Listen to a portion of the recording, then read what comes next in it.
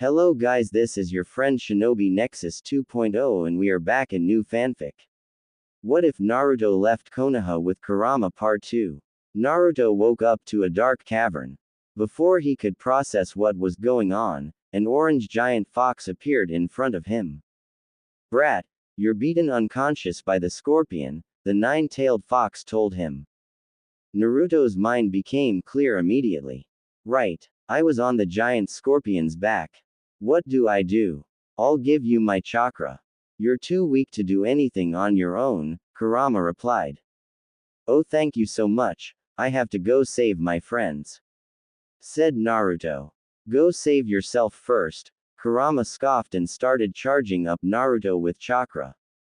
Naruto felt an instant surge of energy in his body, as if someone was pumping a warm liquid into his blood vessels, but the energy quickly became too hot and his body felt heavy, as if his blood vessels were bulging from the excessive liquid. Naruto dropped to his knees, looking very uncomfortable. I guess I'll just give you one tail of chakra. That should be enough, brat, Kurama said.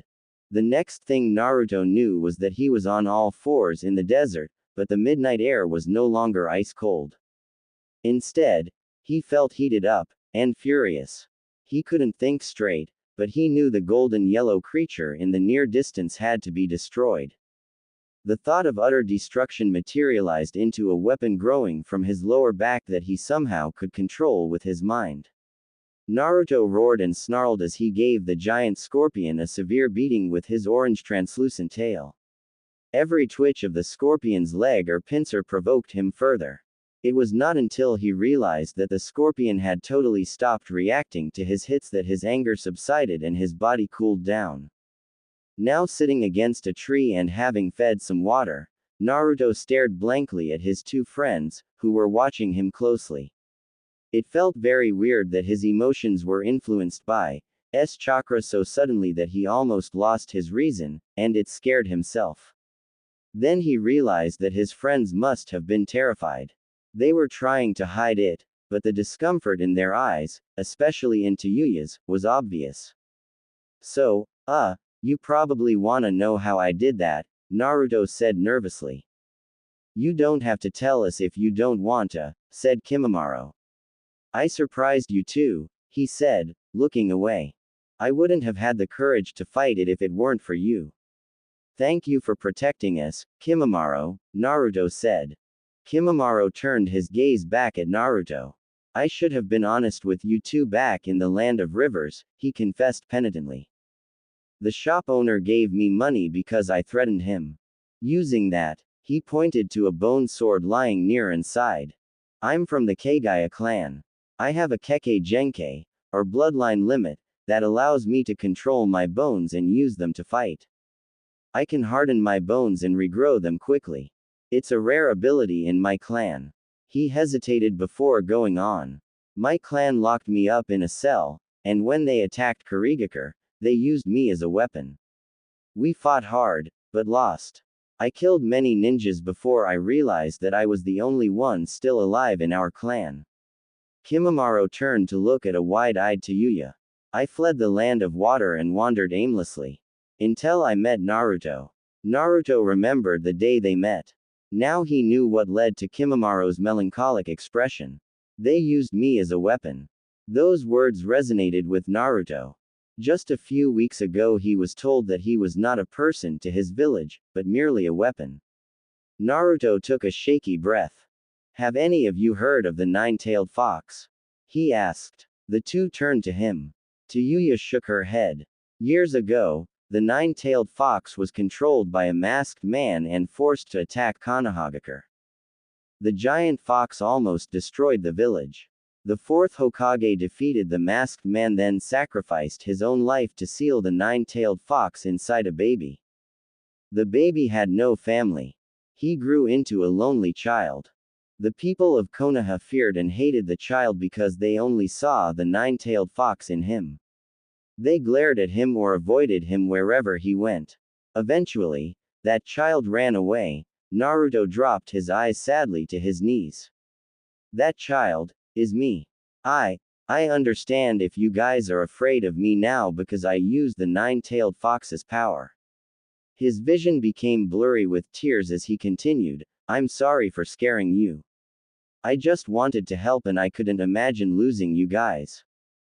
Just then, Tayuya did something unexpected. She grabbed both Naruto and Kimimaro in a big hug. I don't give two shits about what either of your people think, all I know is I'd be dead without you two idiots, she said, arms firmly wrapped around them. Naruto and Kimimaro looked at each other in shock. Tayuya, the grumpy, always cursing Tayuya. Is she getting even with them by surprising them too?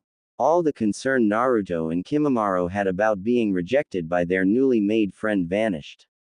Well, hee, thanks, Tayuya. Naruto blushed when Tayuya finally pulled away. And Kimimaro, you're so cool with your ability. I'm happy that my friend is so strong. He smiled at Kimimaro. Thank you for saving our lives, Naruto. You should be proud of your power, Kimimaro smiled back. Tayuya, you were very brave, too. I'm so lucky to have met you too. Naruto felt as if a boulder was lifted off his chest. He had revealed his secret to his friends, and they still accepted him. He smiled, possibly his first genuinely carefree smile. You guys are the best.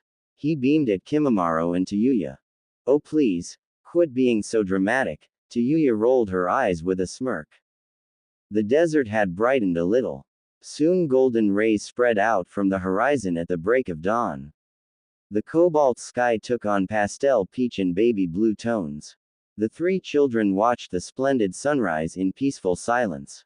All right, we should get going. Suna is near, believe it. Naruto stood up with a little help and stretched.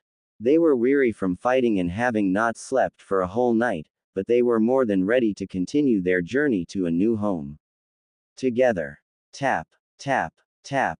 The taps of a pen on a wooden desk and occasional rolling sounds of paper were interrupted by a knock on the office door. Come in, said a man in a tired voice. The door opened, and a man with a full beard stepped into the dim room and closed the door carefully. He wore the standard attire of a council senior, a taupe kimono under a tan haori and poncho. A white gutra obscured his hair. Keisuke-sama, I heard you called me. Yes. The man on the office chair put down his pen and lifted his half-closed dark eyes from a scroll. His auburn hair was messy, and his navy robe wrinkled under a gray poncho. I had you secure 3 batches of kunai from the forge. Is everything on schedule? Due to the recent sandstorm that delayed the delivery of iron, only 2 batches have been produced. I will ensure that the blacksmiths meet the deadline, Goza, the head of the weaponry department, replied. Go remind them that if they don't, under the terms of our contract, they will have to give us a discount, said Rasa. Understood. And tell Joseki to come here, I need his advice on the negotiations with the daimyo. Yes, sir. Goza answered, then hesitantly added, the head of the personnel department wanted me to relay one thing. What? Kids at the Central Park were injured by Gara-sama when he attempted to join them. Again. Yes. In particular, the newly promoted Jonin Toji's son almost got his ankle crushed, and was severely scraped. Rasa sighed and rested his forehead on top of his laced fingers, elbows on the desk. What was Yashimaru doing? He muttered. Then he snatched a blank piece of paper and scribbled something on it. Give Toji this. He can get his son treated in the hospital for free. You may leave now. Goza took the note from Rasa and bowed before exiting the Keisuke's office. The 4th Keisuke of Sunagakur leaned back on his chair and turned around to face away from the stack of documents that were yet to be reviewed. Faint sunlight shone through the row of small round windows. He had been working overnight for 2 days, but the problems never seemed to become less. A request urging that funds be allocated to repair wrecked facilities at the training ground. A petition signed by academy teachers demanding a raise. A proposal put forward by Konohagakure to reduce the amount of pottery and porcelain commodities they had pre-ordered. Every issue was an indication of the financial crisis his village was in, and the daimyo of the Land of Wind wasn't exactly helping. And then there's his youngest son being a nuisance. Rasa pressed the strained muscles between his eyebrows. This is the third time. I must do something before he starts killing people one day, he thought. Another boring shift. I hate this job so much, Kenji grumbled, yawning as he fanned his neck with a hand. And to think I could have been on that business trip to the Land of Rivers with Captain Kazuo instead of standing here doing absolutely nothing for 8 hours straight, Junpei muttered. The two Chunin stood at their post, sweltering in taupe uniforms and tan flak jackets reinforced at the shoulders. Though the deep shade of Sunagaku's entrance, a cleft in the thick stone walls, spared them from the sun's brutal glare, regulations still required them to keep their head wraps and neck covers on. Kenji stopped fanning himself. Still not over Genta getting picked. Junpei scoffed. Would you be? Everyone's drowning in work, but somehow he gets to go on a high-level mission while I'm stuck juggling trade reports, diplomatic correspondences, and mission briefings, on top of gate duty, which isn't even supposed to be my job. Kenji didn't know much about Genta, only what he'd heard from Junpei in the short time they'd known each other. What's so special about him? I guess he did well handling that tariff dispute with the Land of Claw Daimyo's delegates, Junpei admitted. But I prepped all the groundwork. Kazuo even used my draft proposal. Meanwhile, Genta just presents it, and now he's the one traveling with him, he huffed. The head of foreign affairs doesn't just pick people at random. If Kazuo chose Genta, there was a reason, Kenji shrugged. Yeah, I know. He's always thinking ahead, considering every angle before making a decision, Junpei sighed. That's why I want to learn directly from him, not just assist from the background. They lapsed into silence for a moment, gazing at the rippling mirages over the sand dunes. Kenji spoke up again. At least you get to work with Kazuo. I barely see my captain these days. Junpei snorted. Your team doesn't report in. Kenji stretched his arms and winced. Oh, we do. Just long enough to drop off intel before getting sent out again. Junpei eyed him. You alright? Yeah, just sore. Just got back from a mission. Kenji rolled his shoulder, testing the stiffness. Had to do some recon on movements near the border. Junpei raised an eyebrow. Which border? Kenji hesitated. Can't say. Junpei clicked his tongue. You guys in intelligence are the most mysterious, besides Anbu. Orders are orders. Kenji gave a small shrug. Anyway, tensions are rising, and there's more work than people to handle it. Everyone's being pushed to do twice their usual workload, so we have to be extra efficient with every task. I barely had time to decipher the codes I got from my last mission before they threw me on gate duty. Well, at least now you get to rest your brain. Kenji was about to reply when something made him pause. He squinted into the distance, frowning. What? I'm sensing 3 people, about 5 kilometers out, heading this way. Judging from their chakra signatures, they're not from the Land of Wind, Kenji said, pointing in the 10 o'clock direction. Junpei stiffened. What else can you tell? Normally, both gate guards would be sensory-type shinobi, but due to a shortage, even non-sensors like Junpei had been pulled into stand watch. Kenji narrowed his eyes in concentration. Not sure where they're from, but it feels like 1 adult and 2 kids. Since Suna had fewer shinobi than the other major villages, each one was expected to excel. Kenji could sense chakra from several kilometers away, gauge its strength, and determine whether it belonged to an outsider. Without a word, the 2 guards shifted their stances, bracing for whatever was coming. Soon, 3 silhouettes emerged on the horizon. What the hell? Kenji, they're all just kids. The one in bright orange has chakra levels of an adult. Wait, no, greater than that. Kenji exclaimed. Who are they? Junpei murmured, scratching his head. Wow, look at that tall wall. That must be Suna. Naruto cheered. Encircling the village, The colossal sandstone wall stood as its first line of defense, limiting entry to a single narrow passage. Terraced platforms along the outer side provided vantage points for Suna's shinobi to repel invaders. Finally, I'm almost dead, Tayuya groaned. Naruto, you're like a human compass. Kimimaro marveled. Do you have a world map imprinted in your head? Well, actually, told me where to go. Kimimaro blinked. You can talk to the nine-tailed fox. Yeah, he's my friend, Naruto smiled. They continued toward the entrance. What do we say to the guards? Kimimaro asked. A feeling of dread crept over Naruto. He had never really considered what would happen if Suna didn't welcome them. But it had been a gamble from the start, and after coming this far, there was no turning back. We say we wanna join Suna and become ninjas, Naruto answered simply. Why would they believe us? Tayuya scoffed. Well, Tayuya dragged a hand down her face in frustration.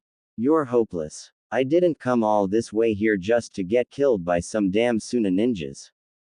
Kimimaro frowned, searching for a solid reason that would convince Suna's shinobi, but none came to mind. They arrived at the entrance, but no one was in sight. No guards. Kimimaro wondered out loud. Whoa, kids. Kenji and Junpei stepped out from the dark. Do you even know where you are? Is this the entrance to Sunagaku? We wanna join the village and become ninjas. Naruto declared. Join. Where are you from? Junpei asked. I'm from Konoha in the land of fire, Kimimaro's from the land of water, and Tayuya's from, the land of earth, Naruto said, pointing at himself and his friends. Oh, and I'm Naruto. The two guards exchanged looks. Tayuya lowered her gaze and mumbled, we're so dead. Kimimaro waited for them to make a move. You said one of them has abnormal chakra levels for a kid, right? They could be spies trying to get in, Junpei whispered to Kenji. Kenji looked baffled. I don't sense any fluctuations in their chakra, so they aren't lying. Kids shouldn't be able to make it here when even trained ninjas can't without knowing the exact location. Something's not right. Yeah, but they're not using transformation jutsu or genjutsu either. We should take them to the police and see what's going on. Okay, I'll take them there and be back soon, Junpei said with a nod. He turned to the three travelers. All right, kids, you're coming with me. The three children followed the guard through the long, narrow passage, the oppressive desert heat easing as they stepped onto compacted ground. Reaching the other end, they found themselves on a platform overlooking the village, a vast sprawl of cylindrical buildings, their weathered surfaces blending seamlessly with the arid landscape.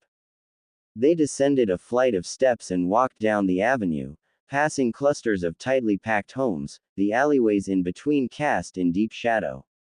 The stucco houses flanking them had rounded forms and small, circular windows, architectural choices shaped by the relentless sun and unyielding desert winds.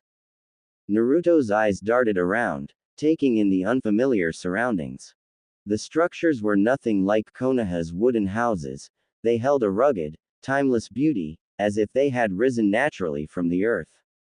Shinobi clad in Sunagaku's standard attire, designed for both camouflage and protection against the harsh climate, glanced their way as they passed. Civilians moved through the streets, their faces partially obscured by scarves and shawls, their earth-toned robes billowing slightly in the breeze. Finally, they stopped in front of a building to the left of the avenue. Junpei pushed open the door and gestured for the children to go in. Excuse me, we've got 3 foreigners from the village entrance who need questioning, he said to a passing ninja, who gave a curt nod before heading upstairs. Junpei led them into a bare, windowless room. A table stood at the center with 2 folding chairs on either side, while several more were folded and placed against the wall. He pulled 2 more chairs into position and said, "Sit here and wait," before returning to the door.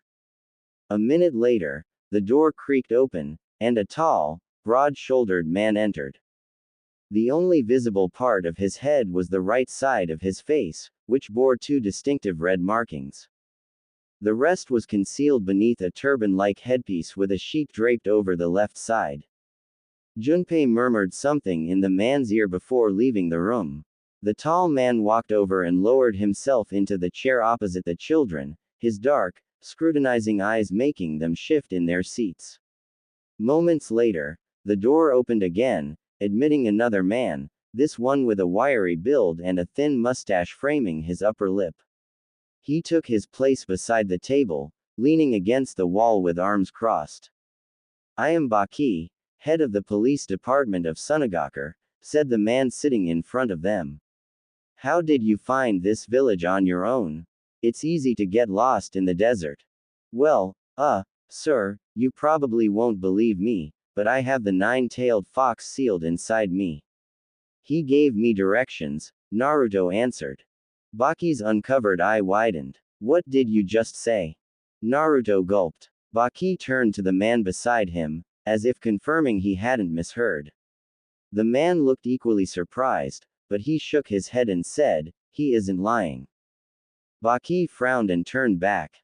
He leaned forward, studying Naruto intently. "I heard you want to join Sunagakur and become a ninja here. State your reasons." Naruto glanced nervously at his friends. Tayuya sent him a look that said it was too late to back out now. "My village didn't treat me well, so I left," he answered honestly and directly. "In no way would Konohagakure have let you escape," Baki said, his voice lower, brawny arms folded. "Well, sir, they did. I ran through an unwalled part of the forest, and nobody came after me." Naruto shrugged, lowering his gaze as he clenched and unclenched his fists in his lap. "That just proves how little I mattered to them." He wasn't sure how to feel about the fact that he might not have even been considered important as a weapon. Baki turned to the man beside him again. "Fukashi, are you certain this kid is telling the truth?" This time, the man frowned at Baki. "If he weren't, I would have interrupted him. Sensing the tiniest chakra fluctuations is a difficult art that requires years of practice and experience, and I am the head of the intelligence department. Show some respect for my expertise," he said in a stern voice. Baki looked a little awkward. "I'm sorry," he apologized to Fukashi, then turned back to Kimimaro and to Yuya. "I want to hear from you too. Why did you leave your nations?" "My clan failed in an attack on Kurigakure. I am the only survivor," Kimimaro answered first. "My homeland isn't a great place to live, either. I'm one of the many orphans who fled," said Yuya. "I ain't lying, chief. It's as simple as that. We met by chance a few weeks ago," Kimimaro added. "And decided to come here together." Baki pondered for a moment. Of all the ninja villages in the 5 great nations, only the village hidden in the sand was truly hidden, due to how difficult it was to navigate the vast desert. If these kids had made it here, the most plausible explanation was that the tailed beast had guided its Jinchuriki. But even then, could a tailed beast really be so cooperative? From what he knew of Gaara, "I shall report this to Kazekage-sama. Please tell Toji to come and keep an eye on the kids," Baki said to Fukashi. "Can you give us some food and water? I'm starving," Tayuya asked. Baki gave Fukashi a slight nod, and Fukashi nodded back before exiting the interrogation room. Seated in another mostly empty room, the 3 children munched on bread. Toji sat cross-legged in the far corner, watching them skeptically. A faint stubble shadowed his jaw, and a prominent nose gave his face a hawkish look. Naruto tried to ignore his disdainful stare, wondering if the guy saw them as spies or just nuisances. "Shrimp, if you get us killed because of all this, I'm not letting it go in the afterlife," Tayuya muttered, glaring at Naruto. He forced a smile at her. Seemed like the old Tayuya was back. "Only one kid seemed to be from a ninja village, but they could still be spies who can fool our best censors," said Baki. Fukashi confirmed that they were speaking the truth. Besides, if they can do that, they would all have just changed their chakra signature to Suna's. "It wouldn't be hard," Rasa said, looking up at the 24-year-old elite Jonin, who, despite being 10 years younger than himself, is his right-hand man. Then should we simply kill them, turn them out of Suna, or send them back to their homes? As expected of the head of the police department, Baki only had getting rid of suspicious people in his mind. You said one of them is Konoha's Jinchuriki and can get help from the Nine Tails. Bring him to me before I make a decision, said the cage. After what felt like forever, the door of the detention room opened, and Baki stepped in. Naruto, is it? You're coming with me to see the cage, he called. Naruto exchanged worried looks with Kimimaro and Tayuya. What about my friends? Can they come with me? He asked. Your friends will be fine here. For now, Toji added sneeringly. Baki glared at the newly promoted Jonin, who lowered his head apologetically. Naruto got up from his chair begrudgingly and followed Baki out of the police department. The sun shone brightly in the afternoon sky. Unlike Konoha, there weren't many citizens to be seen. Maybe because it's just too hot right now. They finally arrived at the end of the avenue, in front of a 5-story, round building with rows of small round windows and a huge kanji, K's wind painted on a circular signboard. Several other avenues spread out in different directions from this building. The top of the building was flat and tiled, much like the roof of part of Konoha's Ninja Academy where the Hokage's office is, with a water tower to one side. Baki led Naruto up the stairs to the top floor, where seemingly only one room took up the space. Baki knocked on the door, then without waiting for an answer, opened it. Kage-sama, I have brought him in. The man on the office chair rolled up his scroll and put it aside. He wore a similar outfit to the third Hokage's, a white haori and a white collared, loose-fitting kimono tied using a white sash. The only difference was the color of the kimono. It was green instead of red. The man had a very stern look on his face that was not exactly intimidating, but cold and distant. Naruto couldn't tell if he was just a serious person, or that he was feeling depressed, or both. Fukashi, the head of the intelligence department, stood beside the office desk, looking a bit grumpy. So you're the kid the entrance guards found strange, said the man behind the desk. His voice was just as icy. If Naruto were a normal kid, he probably would have been a little scared, but Naruto wasn't unfamiliar with people's frostiness. Sir, Kage-sama. Baki shot Naruto a sharp look. Kage-sama, I am Naruto Uzumaki from Konohagakure. My friends and I want to become Sunagakure ninjas. Uzumaki.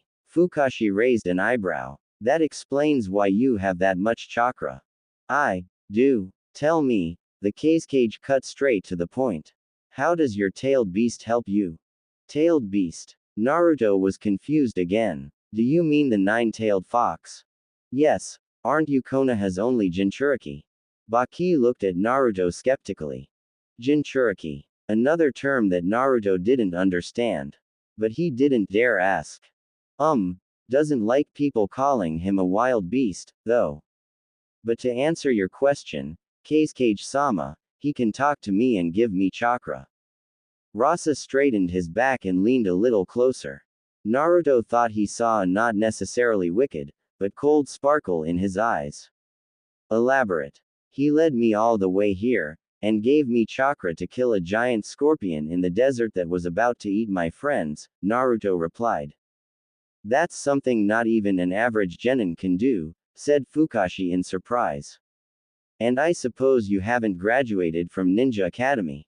No, I haven't, sir, I'm only 6 years old. I blacked out after the giant scorpion hit me, but saved my life.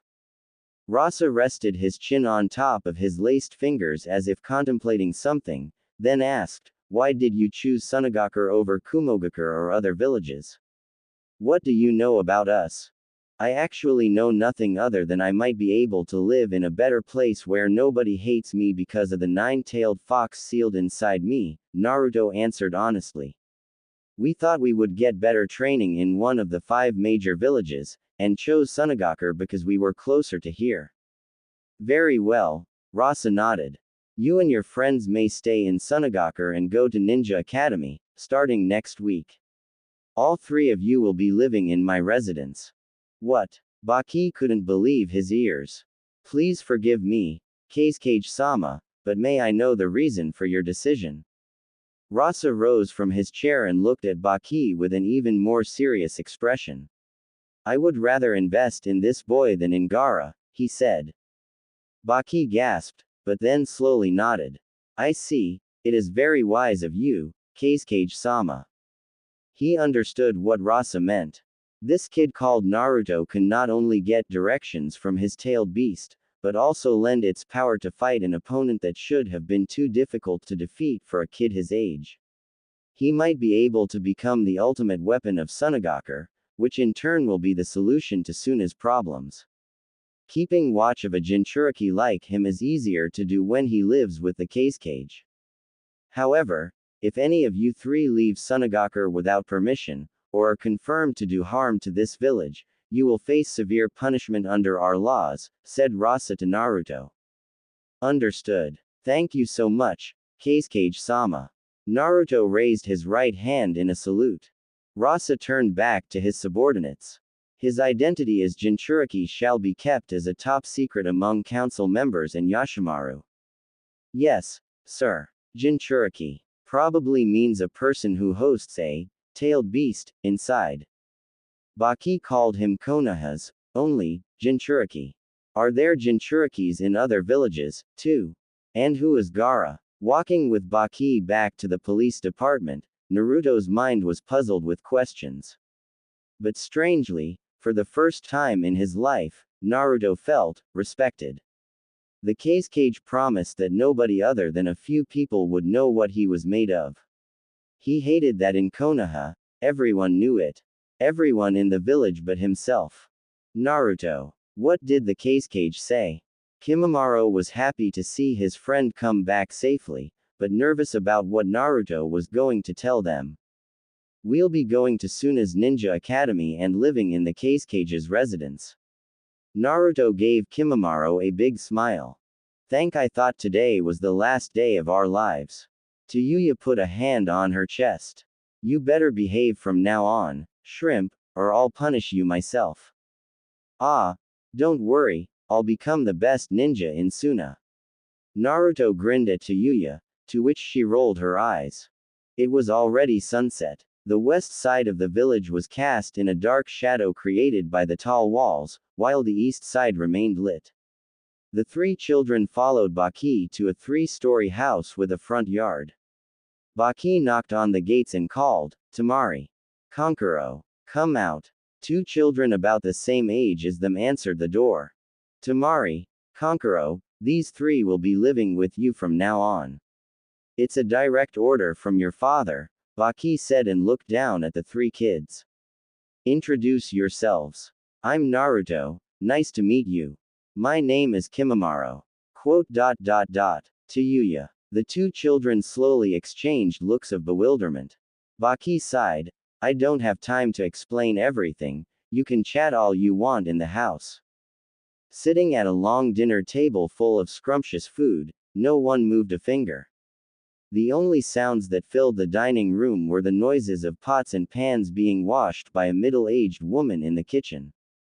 Hi, you are the Keisuke's children, right? Naruto couldn't stand the awkward atmosphere anymore. Which one is Tamari and which one is Kankuro? The boy who bore a striking resemblance to his dad spoke first. You guys aren't from Suna, are you? Nobody in Suna wears a color that bright, he said, pointing at Naruto. The brown-haired boy wore an olive-brown colored versus neck t-shirt with mesh armor underneath. Yeah, Konohagakure in the land of fire, the land of water, the land of earth. Naruto gestured at himself and his friends. The girl with teal eyes and sandy blonde hair gathered into four pigtails frowned. So why is father having us live with you three? Well, Naruto rubbed his arms nervously as if hugging himself. I don't exactly know, but Keisuke-sama said something about investing in me instead of Gaara. Do you know who that is? Bam. The boy slammed his hand on the table and stood up, frightening the three children across from him. He'd rather focus on some kid from another village than care about his own son. He said indignantly. Son. Kimimaro knitted his eyebrows. We want to live with our little brother, not with a foreigner who's going to replace him. The girl tugged at the boy's sleeve. Kankuro, sit down, we don't know if that's true. Kankuro quickly sat down and turned to his sister. Principal Seijo said it. That bastard Tojiro is trying to convince father to get rid of Gaara. These strangers in our house are proof. Whoa, hey, can you guys explain what the hell is going on? Tayuya spread out her hands in confusion. We ain't gonna let you yell at our faces without telling us. The girl whose name must be Tamari turned and glared at Naruto. There was an obvious hostility in her eyes. Is there a demon sealed inside you, too? Oh. Naruto was stunned speechless. Suddenly all of the questions he had in mind were answered. He realized why the Cage let them stay in the village rather easily, and even treated them with such affability, arranging for them to live with his family. He felt a cold shiver down his spine. Your younger brother, Gaara, why is he living somewhere else? Naruto asked carefully. Answer me first, Tamari snapped. Are you Konoha's Jinchuriki? A drop of cold sweat trickled down the back of Naruto's neck. He lowered his gaze and said in a small voice, yes, I am.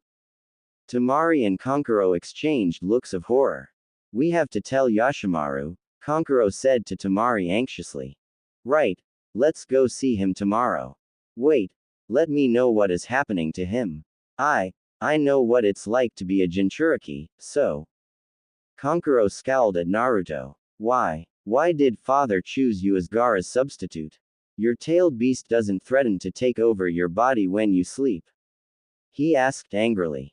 Naruto stared open-mouthed at him. No, I'm friends with mine, he admitted. Tamari sighed and shook her head in dismay.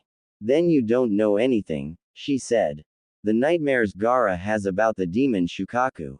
The torture of waking up startled in the middle of every night. We can only imagine how much he must be suffering. A demon that causes its host to have trouble with sleep. Kimimaro tried to process what he had just heard. Yes, and lately he doesn't go to sleep at all, said Kankuro. Not only that, Gaara has been having trouble controlling his powers that come from Shukaku. One day when Tamari and I were at school, he attacked some kids in the park, but he said he didn't do it on purpose. Several weeks later the same thing happened again, so father kicked him out of our house and left him living basically alone. Father forbids us to visit Gaara, Tamari added. He says it's for protecting us. But I don't think Gaara wanted to hurt them, he's such a sweet baby brother.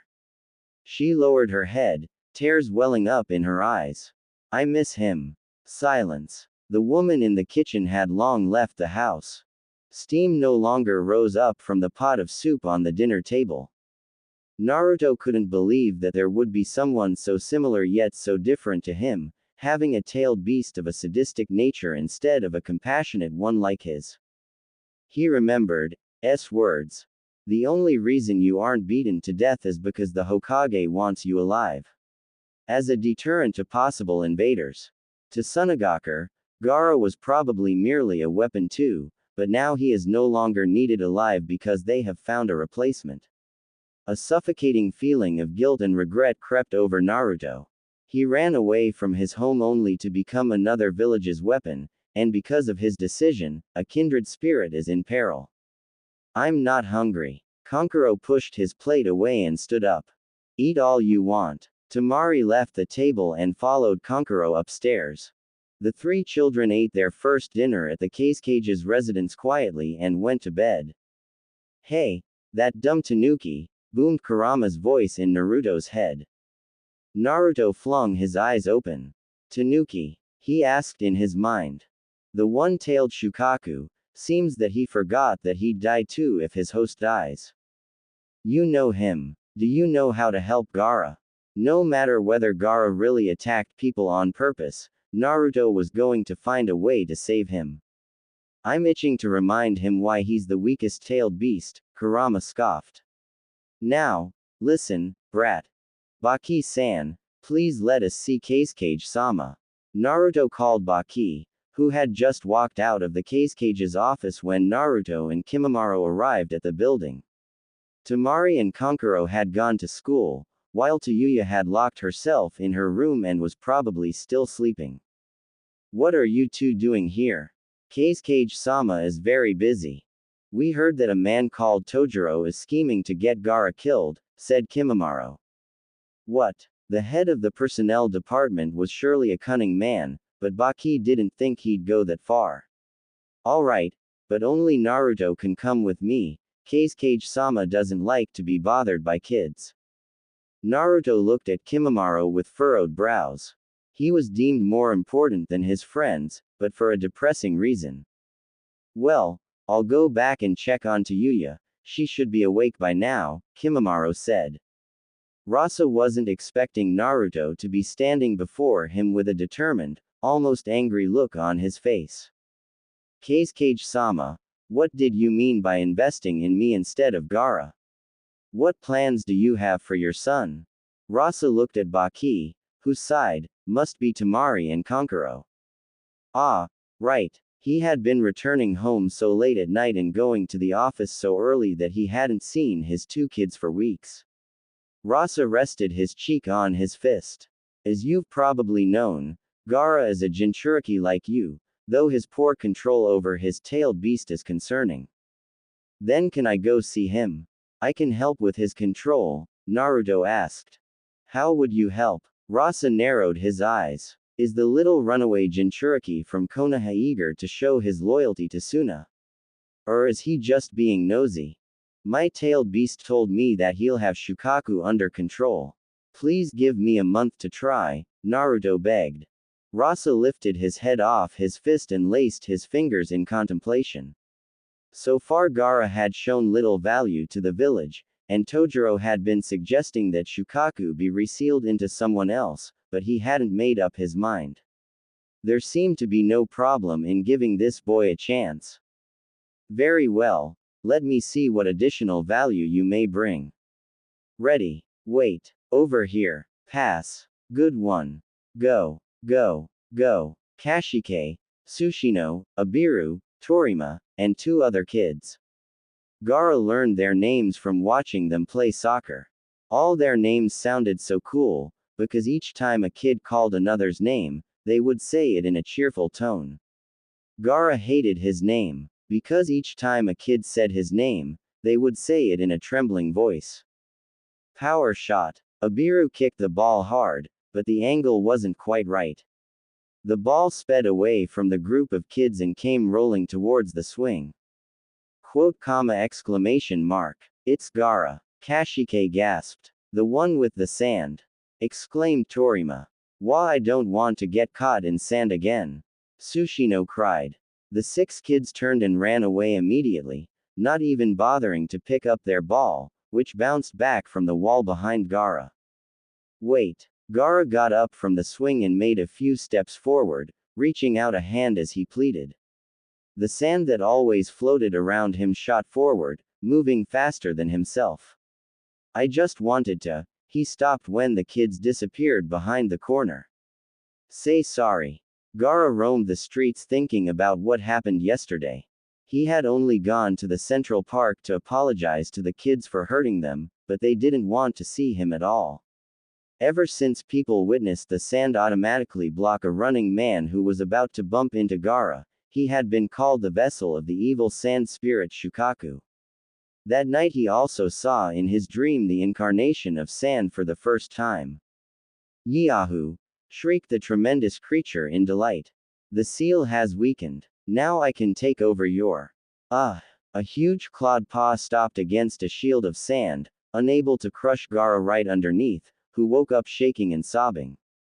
Wandering around aimlessly, Gaara cast his mind back to try to recall things that he could have done better. Father began training him when he turned 4, and it didn't take him long to learn every jutsu.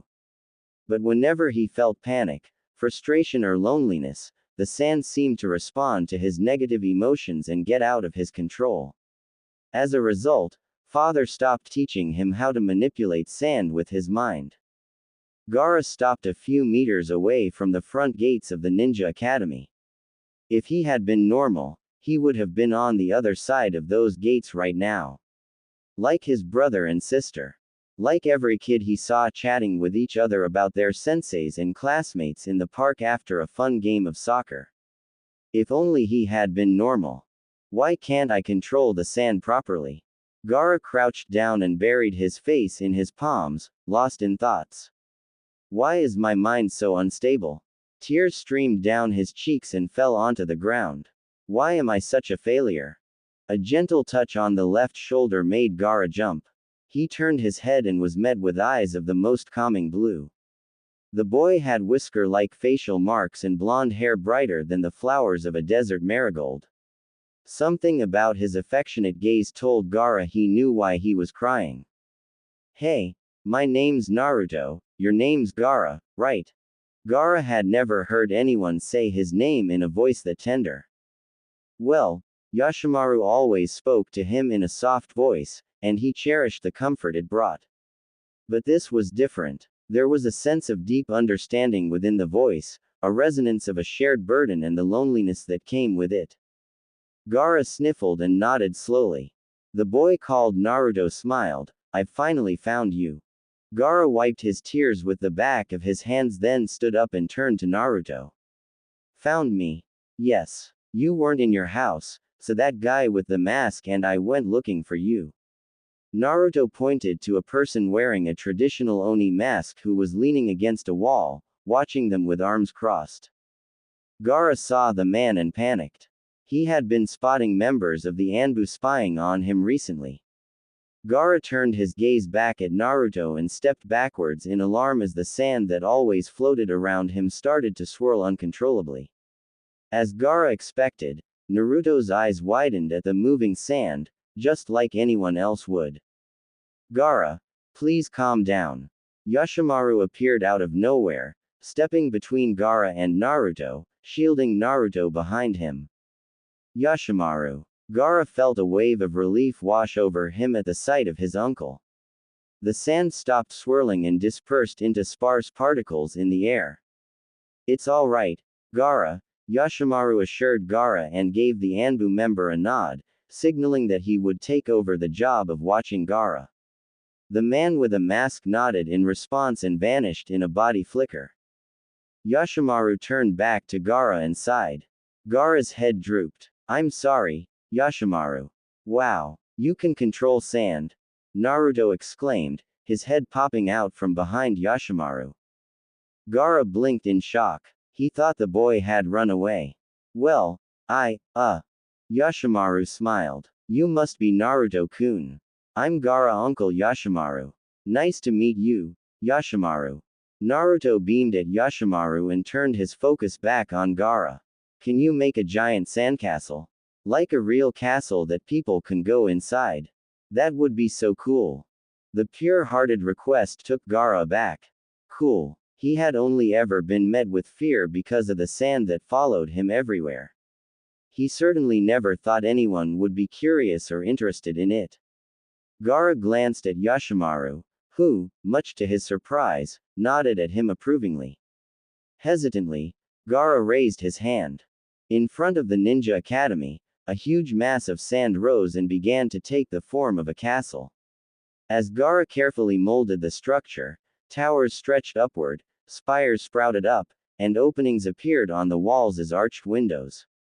Within seconds, the castle stood taller than the Cage's office.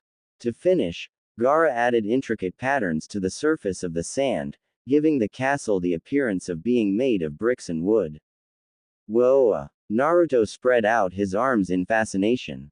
This is amazing. We're gonna have so much fun. Are you inviting me to play?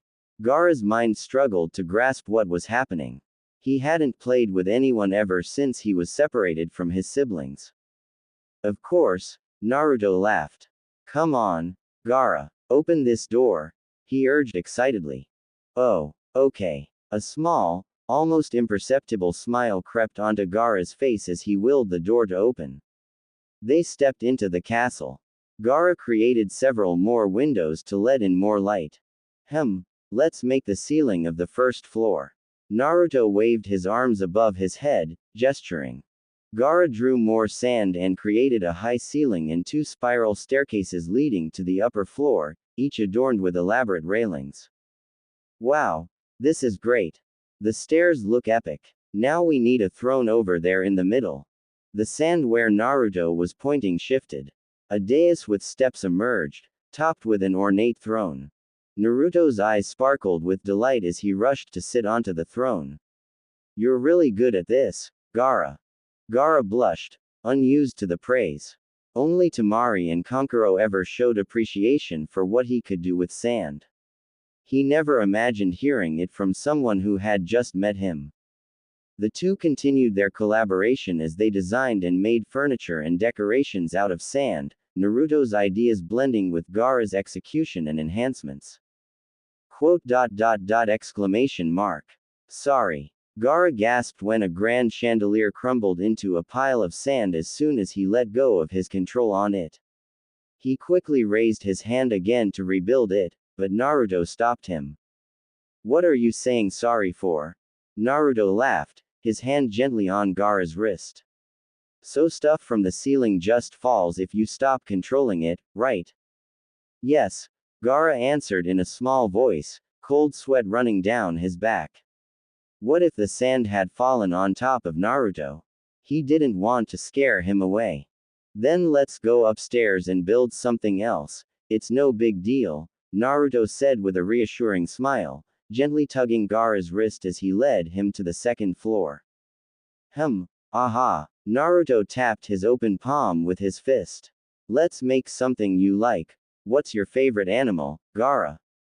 I don't know. Naruto scratched his head. You don't have a favorite animal.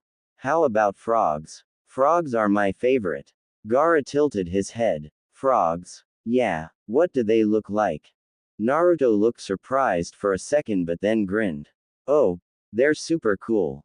They've got big eyes, a wide mouth, and they hop like this. He squatted down with his arms between his legs, hands touching the sandy floor with fingers splayed, then started leaping across the empty room like a desert hare. A confused smile broke across Gaara's face as his tension eased upon Naruto's playful antics.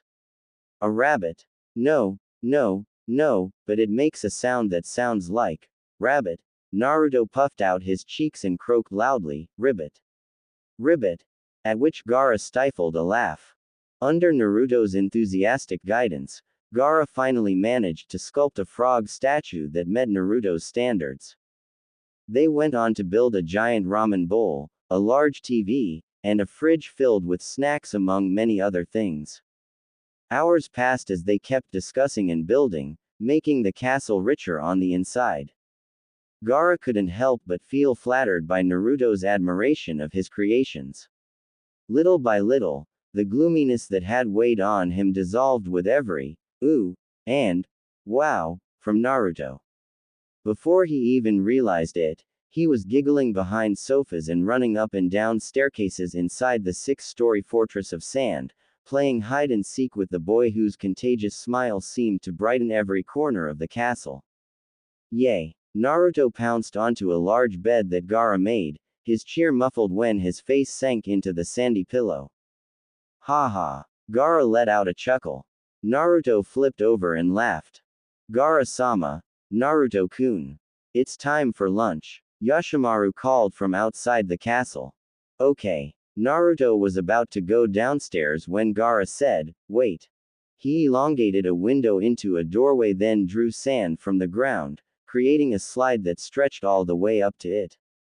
Naruto marveled at the slide, quickly sat down on the edge, and slid down with a loud cheer, his laughter ringing through the air as he reached the bottom and sent sand splashing everywhere. Gaara followed, sliding down after him, and for the first time in what felt like forever, Gaara laughed, a carefree, joyous sound that surprised even himself. The two boys took the lamb flatbread sandwiches that Yoshimaru brought them and climbed back to the top of the castle to enjoy the view as they ate. This is the most fun I've ever had, Naruto declared, flopping down on the crenellated parapet of a turret and taking a bite of his pita. Me, too. Gaara found himself grinning in a silly way as they gazed out at the village spread out below. From their vantage point in front of the academy, the market streets, the central park, and the scattered households of Sunagakure all looked so small. So small that the sad memories Gaara had of those places felt almost trivial. This place is so different from Konoha, Naruto said, chewing on the lamb jerky, his voice tinged with awe. You're not from Suna? Gaara asked, though he had already suspected the answer. Nope, I'm from Konohagakure. Naruto replied, shaking his head. But I like it here, he added. I left Konoha because, well, things weren't easy for me there. I thought maybe I'd find a new home here in Suna. Gaara lowered his head, feeling a kinship with Naruto. I think I understand, he said quietly. To abandon your home and search for another, one must have experienced utter desolation. Thanks for saying that. Naruto's smile returned, somehow even brighter than before. Anyway, can you show me around Suna? I want to explore this village. Gaara smiled back, his heart lighter. Sure. The afternoon sun blazed down on the busy market streets of Sunagakure. A dry breeze swept through the stalls, stirring the rich aroma of spices and freshly baked flatbreads. Yoshimaru followed a few steps behind Gaara and Naruto as they walked down the narrow paths, smiling softly as he gave them space. Whoa, what are these? Turnips. Onions. These are beets. I've never seen food like this. What's this even called? Halva. It's a sweet made from sesame seeds and honey. Naruto's eyes were filled with wonder as he darted from stall to stall. Colorful handwoven fabrics draped across tables, sun-dried fruits piled high in baskets, lacquered wooden ornaments neatly arranged in rows, everything was completely new to him. Gaara tried to keep himself in an upbeat mood as he introduced the goods to Naruto, but he couldn't help but start feeling insecure. Every one of Naruto's questions reminded Gaara that he wasn't from here, which meant he didn't know what Gaara carried inside. How will he react when he finds out? The fearful stares of the villagers that Gaara had convinced himself to get used to suddenly seemed colder than usual. Naruto noticed how people froze and kept their distance. His smile faltered, and he stepped closer to Gaara, as if trying to shield him from the wary eyes. What are you all looking at? Gaara's not scary at all. Naruto stopped abruptly and yelled, startling everyone on the street, including Gaara. Nah, Naruto. Yoshimaru quickly approached them. Naruto wrapped his arms protectively around Gaara. Don't mind them, he said firmly. They don't know you like I do. You're not alone, Gaara. Looking into Naruto's compassionate eyes, Gaara felt like crying again, but for a different reason than before. His heart swelled with gratitude. No one had ever stood up for him like this. Don't cry, Gaara, Naruto said worriedly, then his face lit up. Hey, did you know? When you're running, you don't notice the looks people give you. Without a moment's delay, Naruto took Gaara's hand in his and started running. Why? They dashed down the streets, hands held tight, with Naruto shouting, "'Scuse me. 'Scuse me," and flailing his free arm in a shooing gesture. As they ran, the world around Gaara changed. The market stalls and villagers dimmed into the background. The frightened gasps and nervous whispers faded away. All Gaara could see was the blowing blonde hair that shimmered under the sun. All he could hear was their footsteps and the cheerful voice encouraging him to keep up. It almost felt like time had stopped, if not for the fact that Gaara knew he was running towards somewhere he had never known. The two boys finally slowed down to a halt to catch their breaths, panting with their hands on their knees. There was no one else around the small park. Their shadows stretched long across the ground in the sunset. What do you think, Gaara? Am I right? Gaara raised his head and saw Naruto turn back, his grinning face glowing in the amber and vermilion light. Resplendent, was the first word that came into Gaara's mind. Yes, Gaara beamed at him. And I found one more thing. What is it? I'm starting to like my name. Yoshimaru had been watching the two boys play with a juxtaposition of contentment and unease. Kazekage-sama had ordered him to keep an eye on them lest the highly valued Jinchuriki from Konohagakure get killed. Even if the boy never intended to harm anyone, Yoshimaru knew the risk Gaara posed, so despite the frequent laughter coming from inside the sandcastle, Yoshimaru remained vigilant. But seeing Gaara so happy, so free from his usual torments, made Yoshimaru wish that this moment could last forever. Gaara's heart nearly stopped when he saw the two people standing in front of his house. Gaara! Temari cried as she rushed forward, wrapping her arms around his shoulders in a surge of relief. Kankuro followed close behind, a smile on his face as he reached out to ruffle Gaara's hair fondly. Temari, Kankuro. Gaara's voice quavered as he hugged his sister back, her tight arms around him bringing tears to his eyes. He hadn't seen his siblings in so long, and he had missed them terribly. Temari pulled back slightly, her teal eyes misty. We've missed you. Gaara blinked, trying to hold back his tears. I've missed you, too. Temari-sama, Kankuro-sama. Come inside. Yoshimaru hurriedly opened the door. He was thrilled to see his beloved niece and nephew visit their brother, but the thought of their father finding out filled him with dread. Kankuro noticed the blonde boy standing next to their brother. Konoha's Jinchuriki, why are you here? Come in and I'll explain. Yoshimaru urged everyone to get in the house and close the door swiftly. The living room was small but not cramped, with an airy feel thanks to the oval shape of the stucco building. Small round windows lined one side, keeping out the howling desert winds that had begun to pick up in the evening. Despite the cold tones of the floor and furniture, sea green tiles softened by a gray woven rug, Naruto instantly felt warm and cozy. A low brown table, crafted from sturdy acacia wood, stood at the center. Temari-sama, Kankuro-sama, did you sneak out of home before dinner? Yoshimaru asked with a mix of concern and affection as he gave his little niece and nephew each a hug and a kiss on the forehead. Today had been full of surprises that left him both delighted and on edge. No, we came here straight after school, Kankuro answered. We just missed Gaara too much, Temari interrupted. Father comes home late every Friday anyway, we'll be fine. She tried her best to give her uncle a reassuring smile, who responded with a conflicted one. Jinchuriki. Gaara's voice was as faint as the diffused glow from the ceiling light behind its frosted glass panels. The word had been replaying in his brain for a whole minute. Naruto, Konoha's Jinchuriki. Naruto gave Gaara an awkward smile and scratched the back of his head. I was going to tell you as soon as we got back, he admitted before turning to Temari and Kankuro. I'm here to help Gaara sleep, he announced, placing a hand on his chest. My tailed beast will handle Shukaku. The jaws of all three Suna siblings nearly dropped.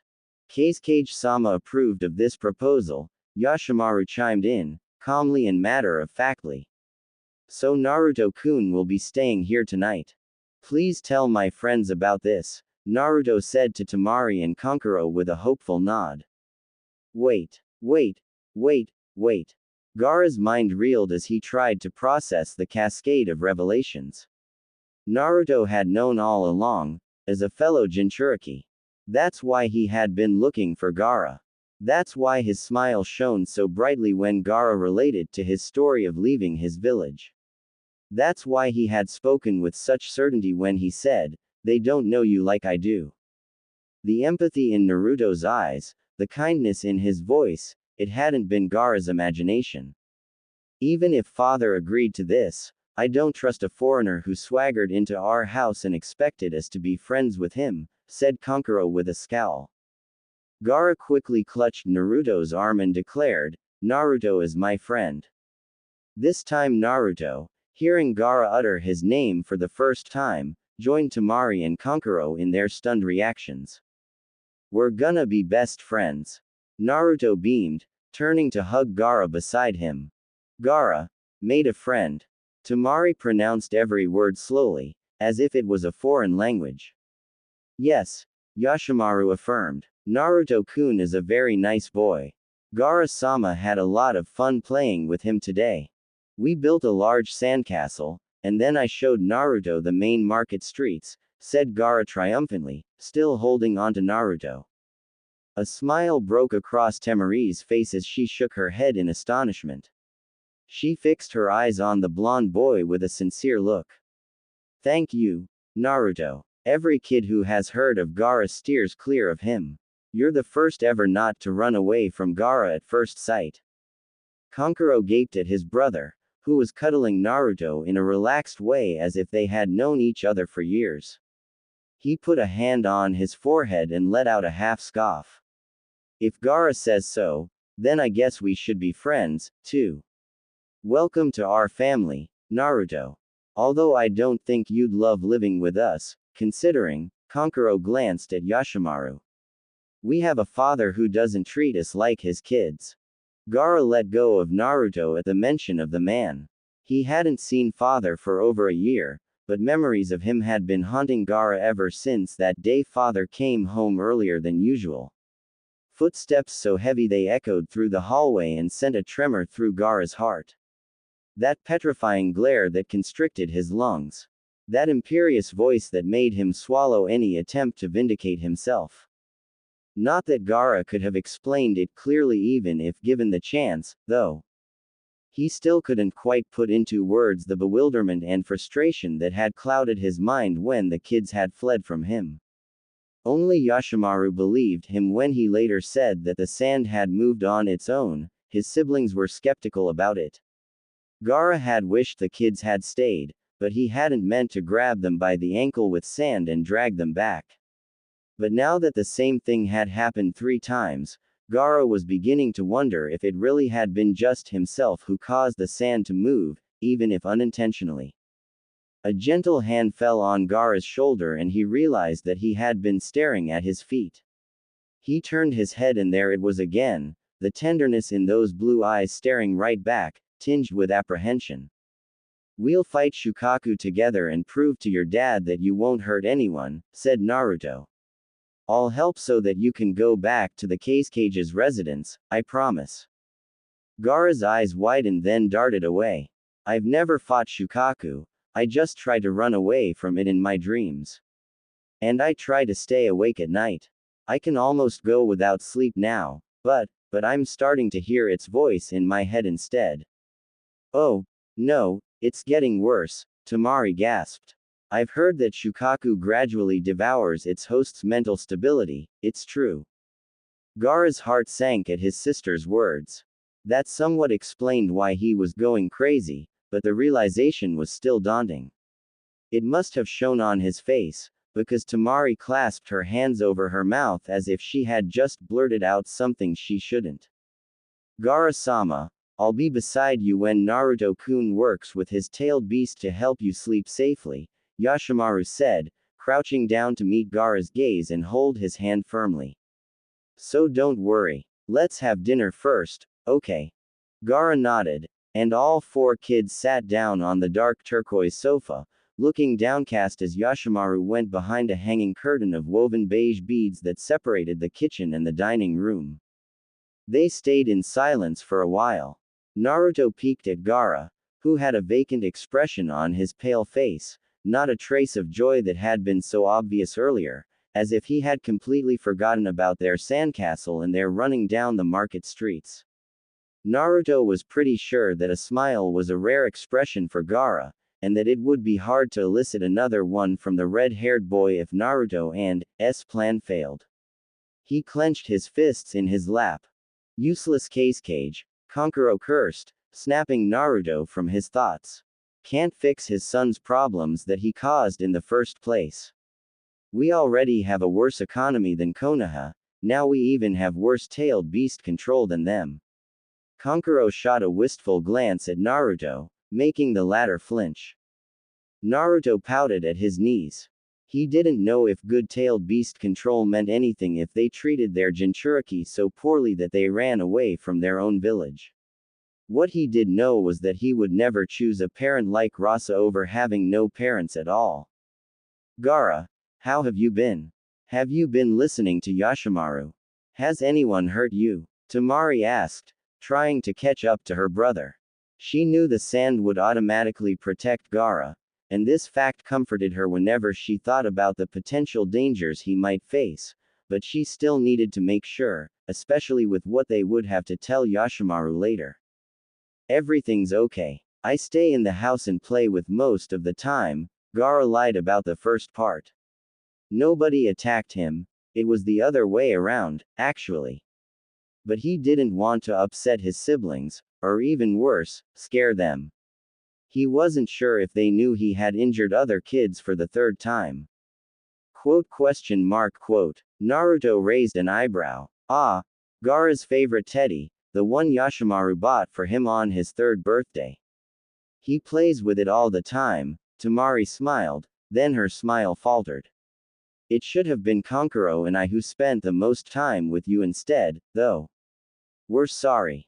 Gaara shook his head and was about to say something when Yashimaru called out, dinner's ready. They moved to the dining room and sat around the beige table, which had only 4 chairs with light cushions covered in dark cyan fabric. Yashimaru took off his gray apron and pulled the woven chair from the living room over to the dining table. Temari helped dish out bowls and utensils from the hutch, which also displayed cups, condiment jars, and a tin teapot. The stewed lentils smell so good. Kankuro sniffed, holding the lid of the pot open. Remember to eat the carrots and onions, too. I added cinnamon and bay leaves so you'd like them more, Yashimaru reminded. Apricot and almond salad is my favorite. Thank you, Yashimaru, Temari beamed. With sliced cucumber and yogurt dressing. Yes, I remember. Naruto took a bite of the soft flatbread made from a mix of wheat and barley flour, topped with dollops of soft cheese. Looks like there's everyone's favorite dishes. Which one's yours, Gaara? Huh. Gaara stopped scooping couscous with steamed zucchini and peas into his bowl and thought for a second. Everything Yashimaru makes is delicious. His siblings and uncle all made an sound, though Kankuro's was a bit sarcastic, which made Naruto snort. Aside from the grilled milkfish fillets, which is my specialty, these are actually everyday dishes in Sunagaku. I wanted to make something more elaborate, but that would have taken too long and you children are already hungry, Yashimaru said. We even have these for lunch at school, Temari added, pointing to the couscous and stewed lentils. But like Gaara said, anything Yashimaru makes tastes better than everything else. How have you been doing at school? Gaara asked. Not only did Gaara admire his siblings very much and everything they did was cool to him, but they were also his only window into what it was like to go to the ninja academy. Fine, I guess, Temari shrugged. We just learned how to wield and throw shuriken in 3rd grade. Wow, I've never even touched one, Gaara said. Only his sand had, when some kid threw one at him near the academy. He had been too frightened and sad to be interested in picking it up. It's not exactly exciting, believe me, Temari chuckled a little. We practice in pairs, and I have to pick up the shuriken that fall all over the place for my teammate. They just wouldn't hit the wooden dummy. The blonde girl was about to continue complaining when she saw the innocent frown on her brother's face. Realizing how much Gaara must want to go to school, she gave him an apologetic smile. I'll teach you next time if you want to learn. I do. Gaara nodded enthusiastically. Naruto marveled at the delicate milkfish fillet, seasoned with salt, lemon and a sprinkle of thyme. He hadn't been in the mood to properly taste his last dinner at the Casecage's residence. He had also been so grateful that he and his friends were allowed to stay in Suna, he hadn't thought much about school. Ninja Academy in Suna better be more interesting than Konoha's, he muttered. Sorry, but I don't think school's fun anywhere in the world, Kankuro burst Naruto's bubble. They're teaching the basics of trap setting now in 2nd grade, and it's boring to watch a bunch of dumb kids fumble with the ropes. Naruto, recalling his miserable days at Konohagakure's Ninja Academy, felt personally attacked and fell silent. Temari shot Kankuro a glare signaling, "How dare you devalue Gaara's wish to go to school," but the latter only showed confusion. "Didn't I tell you to help your peers when they struggle with any skill?" Yoshimaru scolded his nephew lightly. Yeah I do. Especially the underachievers. I heard that the teachers balance the strength of each squad when we graduate from the academy. If I get put in a team with the bottom students, at least they'll be less of a burden." Naruto grinned wryly at this. At least the boy's willing to teach his classmates. Kankuro-sama, Yoshimaru sighed. You should be able to feel a sense of achievement just from helping someone improve. Okay. The rest of the dinner went similarly. Gaara listened attentively as his sister and brother shared their school life, while Naruto, Yoshimaru and occasionally Gaara himself joined in the conversation. They talked, laughed, and for a brief moment, it felt like the old days again, before everything had changed. Soon the evening drew to a close. All their bowls were empty, and Temari and Kankuro had to leave. Gaara didn't want to think about it, but if father found out they had come over, there would be consequences. Temari helped Yoshimaru bring the bowls and plates to the kitchen. Kankuro saw it and immediately followed them. Gaara thought he saw a nervous look on his brother's face. When they came out of the kitchen, Temari grasped Naruto by the shoulder and said in a rather serious tone, "We're really counting on you, Naruto," to which the blonde boy replied with a solemn grunt. Before leaving, Temari and Kankuro took turns hugging Gaara, both reluctant to let go.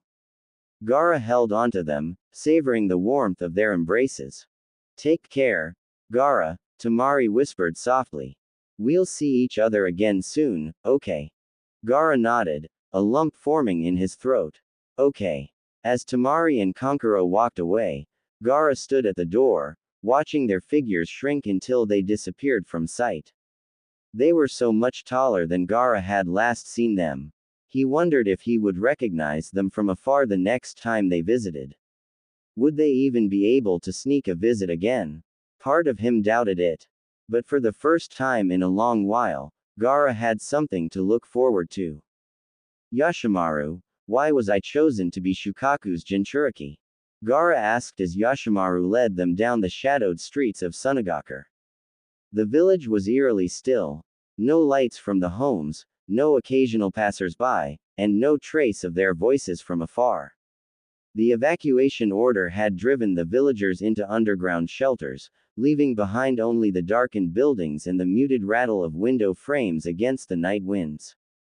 "Because you were the only one of Kage-Sama's children to be tested compatible with Shukaku," Yoshimaru replied. Neither Temari-sama nor Kankuro-sama was compatible with the tailed beast. Naruto glanced at Gaara, then at the empty streets around them. He frowned. Why had he been chosen to be Jinchuriki? Was it because, like Gaara, he was the only one compatible? Or was there another reason? Really? But I can't even control the sand properly. No, Gaara, you control sand perfectly. You just built that huge sandcastle today. Naruto reminded Gaara, but Gaara didn't respond, looking lost in thought. "I know I am supposed to protect my village," Gaara murmured after a moment. "But all I do is harm it. We're about to change that." Yoshimaru smiled at him, although his eyes showed a glint of worry. Naruto's stomach churned at Gaara's words. So Gaara also knew what the purpose of a Jinchuriki was. Naruto had been kept in blissful ignorance about his own Jinchuriki identity until had told him. It felt bad wondering why everyone stared at you, of course, but Naruto bet it was worse knowing exactly why, because you'd hate yourself for it too. They arrived at the village entrance. Yoshimaru held Naruto's and Gaara's hands as they stepped into the cleft in the thick sandstone, the walls on both sides muffling the rustling winds. At the far end of the narrow passage, Kenji and Michiya stood at their posts. The guards straightened when they saw Yoshimaru approaching. "Good evening, Yoshimaru-san," Kenji greeted solemnly. "Everyone is prepared and in position." "Good." Yoshimaru's hand on Gaara's tightened slightly. "Let's hope it won't come to that." Michiya's gaze flicked to the two children beside Yoshimaru, lingering on Gaara just a moment too long. "May this evening go smoothly." Yoshimaru nodded and led Naruto and Gaara forward, past the guards out of Sunagaku into the open field in the Land of Wind. The sky above was a deep indigo, speckled with stars that seemed brighter against the stark desert backdrop. A crescent moon hung low, casting a silvery glow over the windswept dunes, their peaks shimmering like spume atop ocean waves.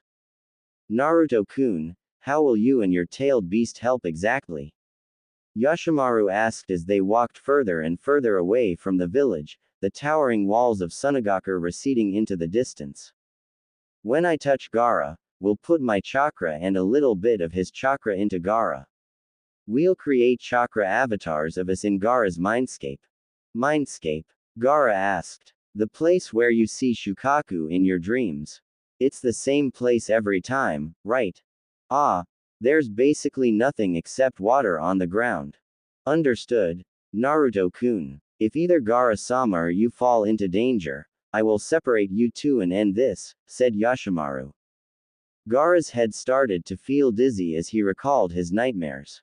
He had made so much effort to train his body, managing to get by on barely 1 hour of sleep a day. He didn't want to see the thing inside him again. But he had to face his problem. Naruto was helping him and asking for nothing in return. He couldn't back out now and let him down. Finally they stopped walking when Suna was out of sight. The vast expanse of sand stretched out all around them, dotted with sparse tufts of dry grass. The chilly wind kicked up small curls of sand that danced like fleeting phantoms around their feet. "What does Shukaku say to you when you're awake? He can only take over your body when you're asleep, right?" Naruto asked Gaara. Something about Temari's words had been bothering him. What did she mean by Shukaku gradually devouring its host's mental stability? Was it just because of insomnia? Would suddenly speak in Naruto's head too, and he was getting used to it. More importantly, every time talked, it was to give him useful advice and help him in time with something. Gaara's face turned paler than it already was. He wrapped his arms around himself and lowered his head. Several tendrils of sand started to swirl slowly around him. Naruto was sure it wasn't just the wind. "It's okay if you don't feel like saying it. Kill. Huh. Kill everyone." Gaara squeezed out the words through his quivering lips. He looked up and Naruto saw nothing but fear in those pale teal eyes. "Slaughter everyone in sight. Or go to sleep and let me do it. Is what Shukaku keeps telling me." Naruto went numb as Gaara's chilling words sank in. He knew Shukaku was sadistic, torturing Gaara in his sleep, but he hadn't thought the tailed beast would be outright homicidal. Had said he'd been under someone's control when he attacked Konoha. This Shukaku would control someone to attack the village. What? That's what he tells you? He stammered. Gaara nodded, his arms tightening around himself. The sand around him was spiraling frantically now. "It's every day. Every night. He doesn't stop." Gaara's voice cracked, and he looked away. Naruto's mind raced, trying to imagine hearing such terrifying commands over and over. He wanted to say something, to reassure Gaara somehow, but he was lost for words.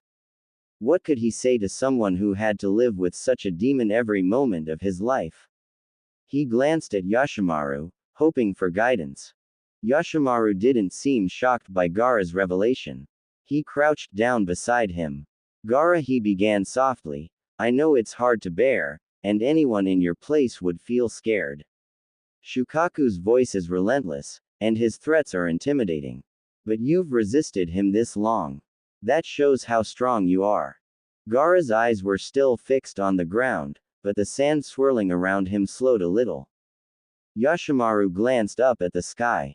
Shukaku's power is strongest during a full moon, so it's good that it's a crescent moon tonight, he said.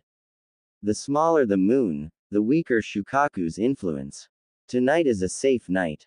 He turned his attention back to Gaara. You are not Shukaku, Gaara.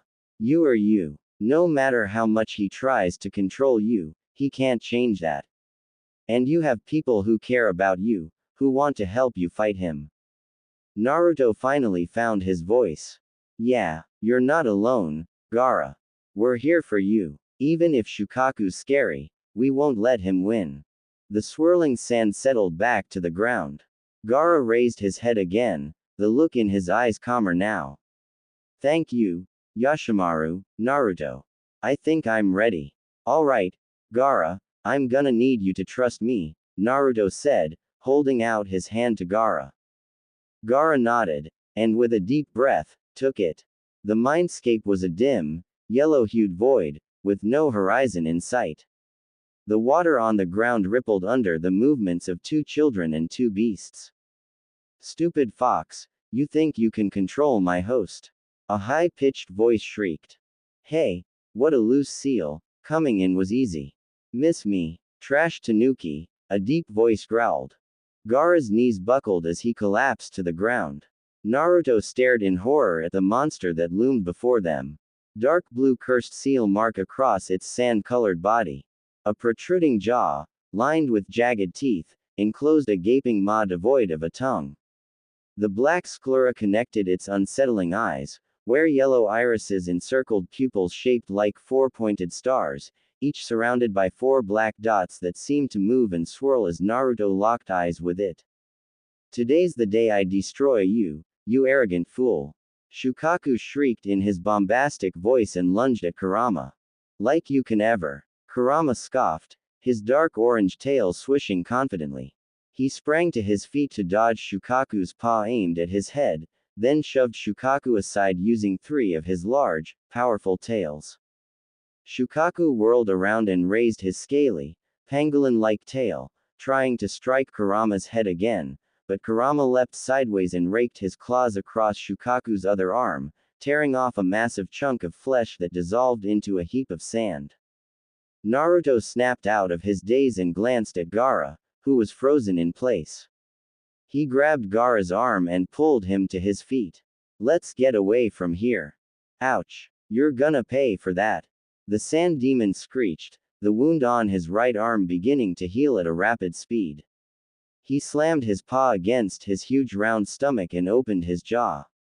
Wind bullet. Naruto had already started dragging Gaara away from the beasts when a powerful blast of air struck them, sending them flying forward.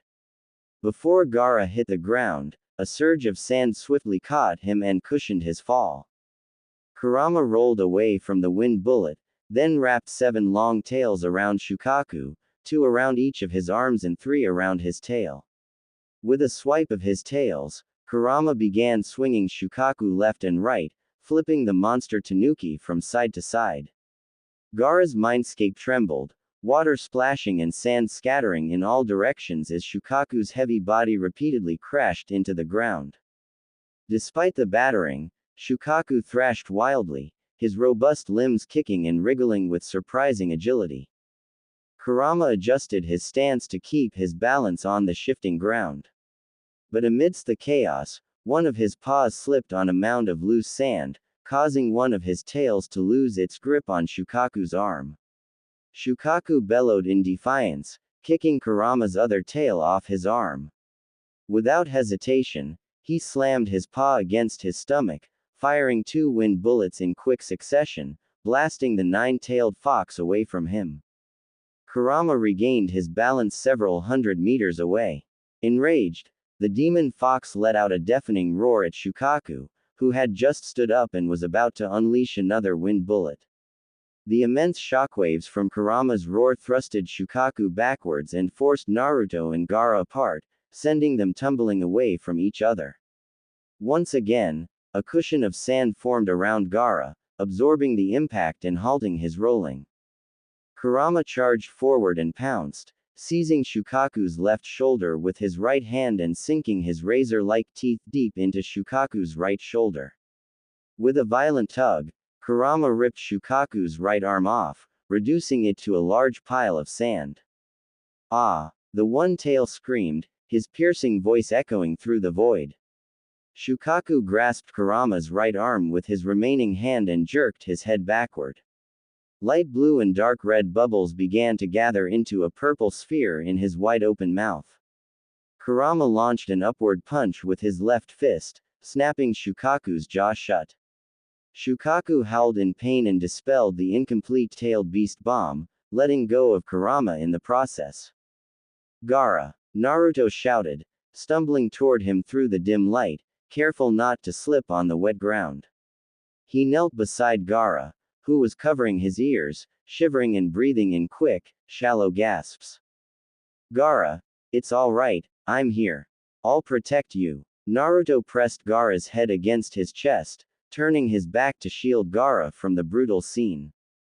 Shukaku's right arm was already regrowing, but Kurama didn't grant him the luxury of fully restoring it. With a flick of 5 tails, the 9 tails smacked Shukaku in the side, knocking him down with such force that it crushed the regenerating limb.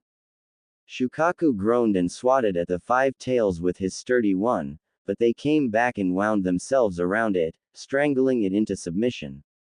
The one tail pushed himself up with his left hand, but Kurama yanked him back down by the tail, refusing to let him rise.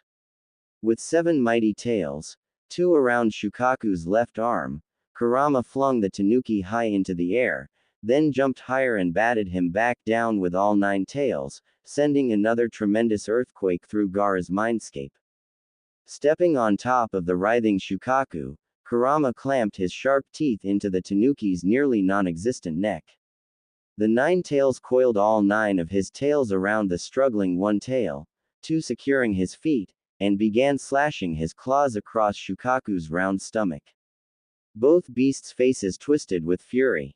As Kurama tore into him, Shukaku screamed, all right, I give up. I give up. Stop. It took a minute for Kurama to calm himself when he saw that Shukaku's sand flesh had scattered all over the mindscape. You are going to leave the kid alone. You will let him sleep, Kurama ordered, finally releasing Shukaku's neck. Hey, why so nice to humans all of a sudden, Fox? Shukaku sneered between labored huffs and puffs. Kurama increased the pressure on Shukaku's body with his tails and feet, making the tanuki squeak in agony. I only used a tiny fraction of my chakra this time, he snarled. If you don't cooperate, I'll come back here and annihilate you. Got it. Fine, the one tail moaned.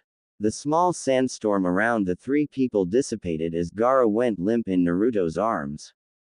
The red-haired boy had been clutching his head and whimpering in pain, while Naruto desperately worked to maintain their connection. Whenever the battle between the beasts affected him, Gaara's features would morph, crooked teeth or a pointed ear emerging. The transformation fluctuated back and forth until the altered features disappeared all at once, leaving Gaara unconscious as Naruto laid him down. Naruto-kun, you did it!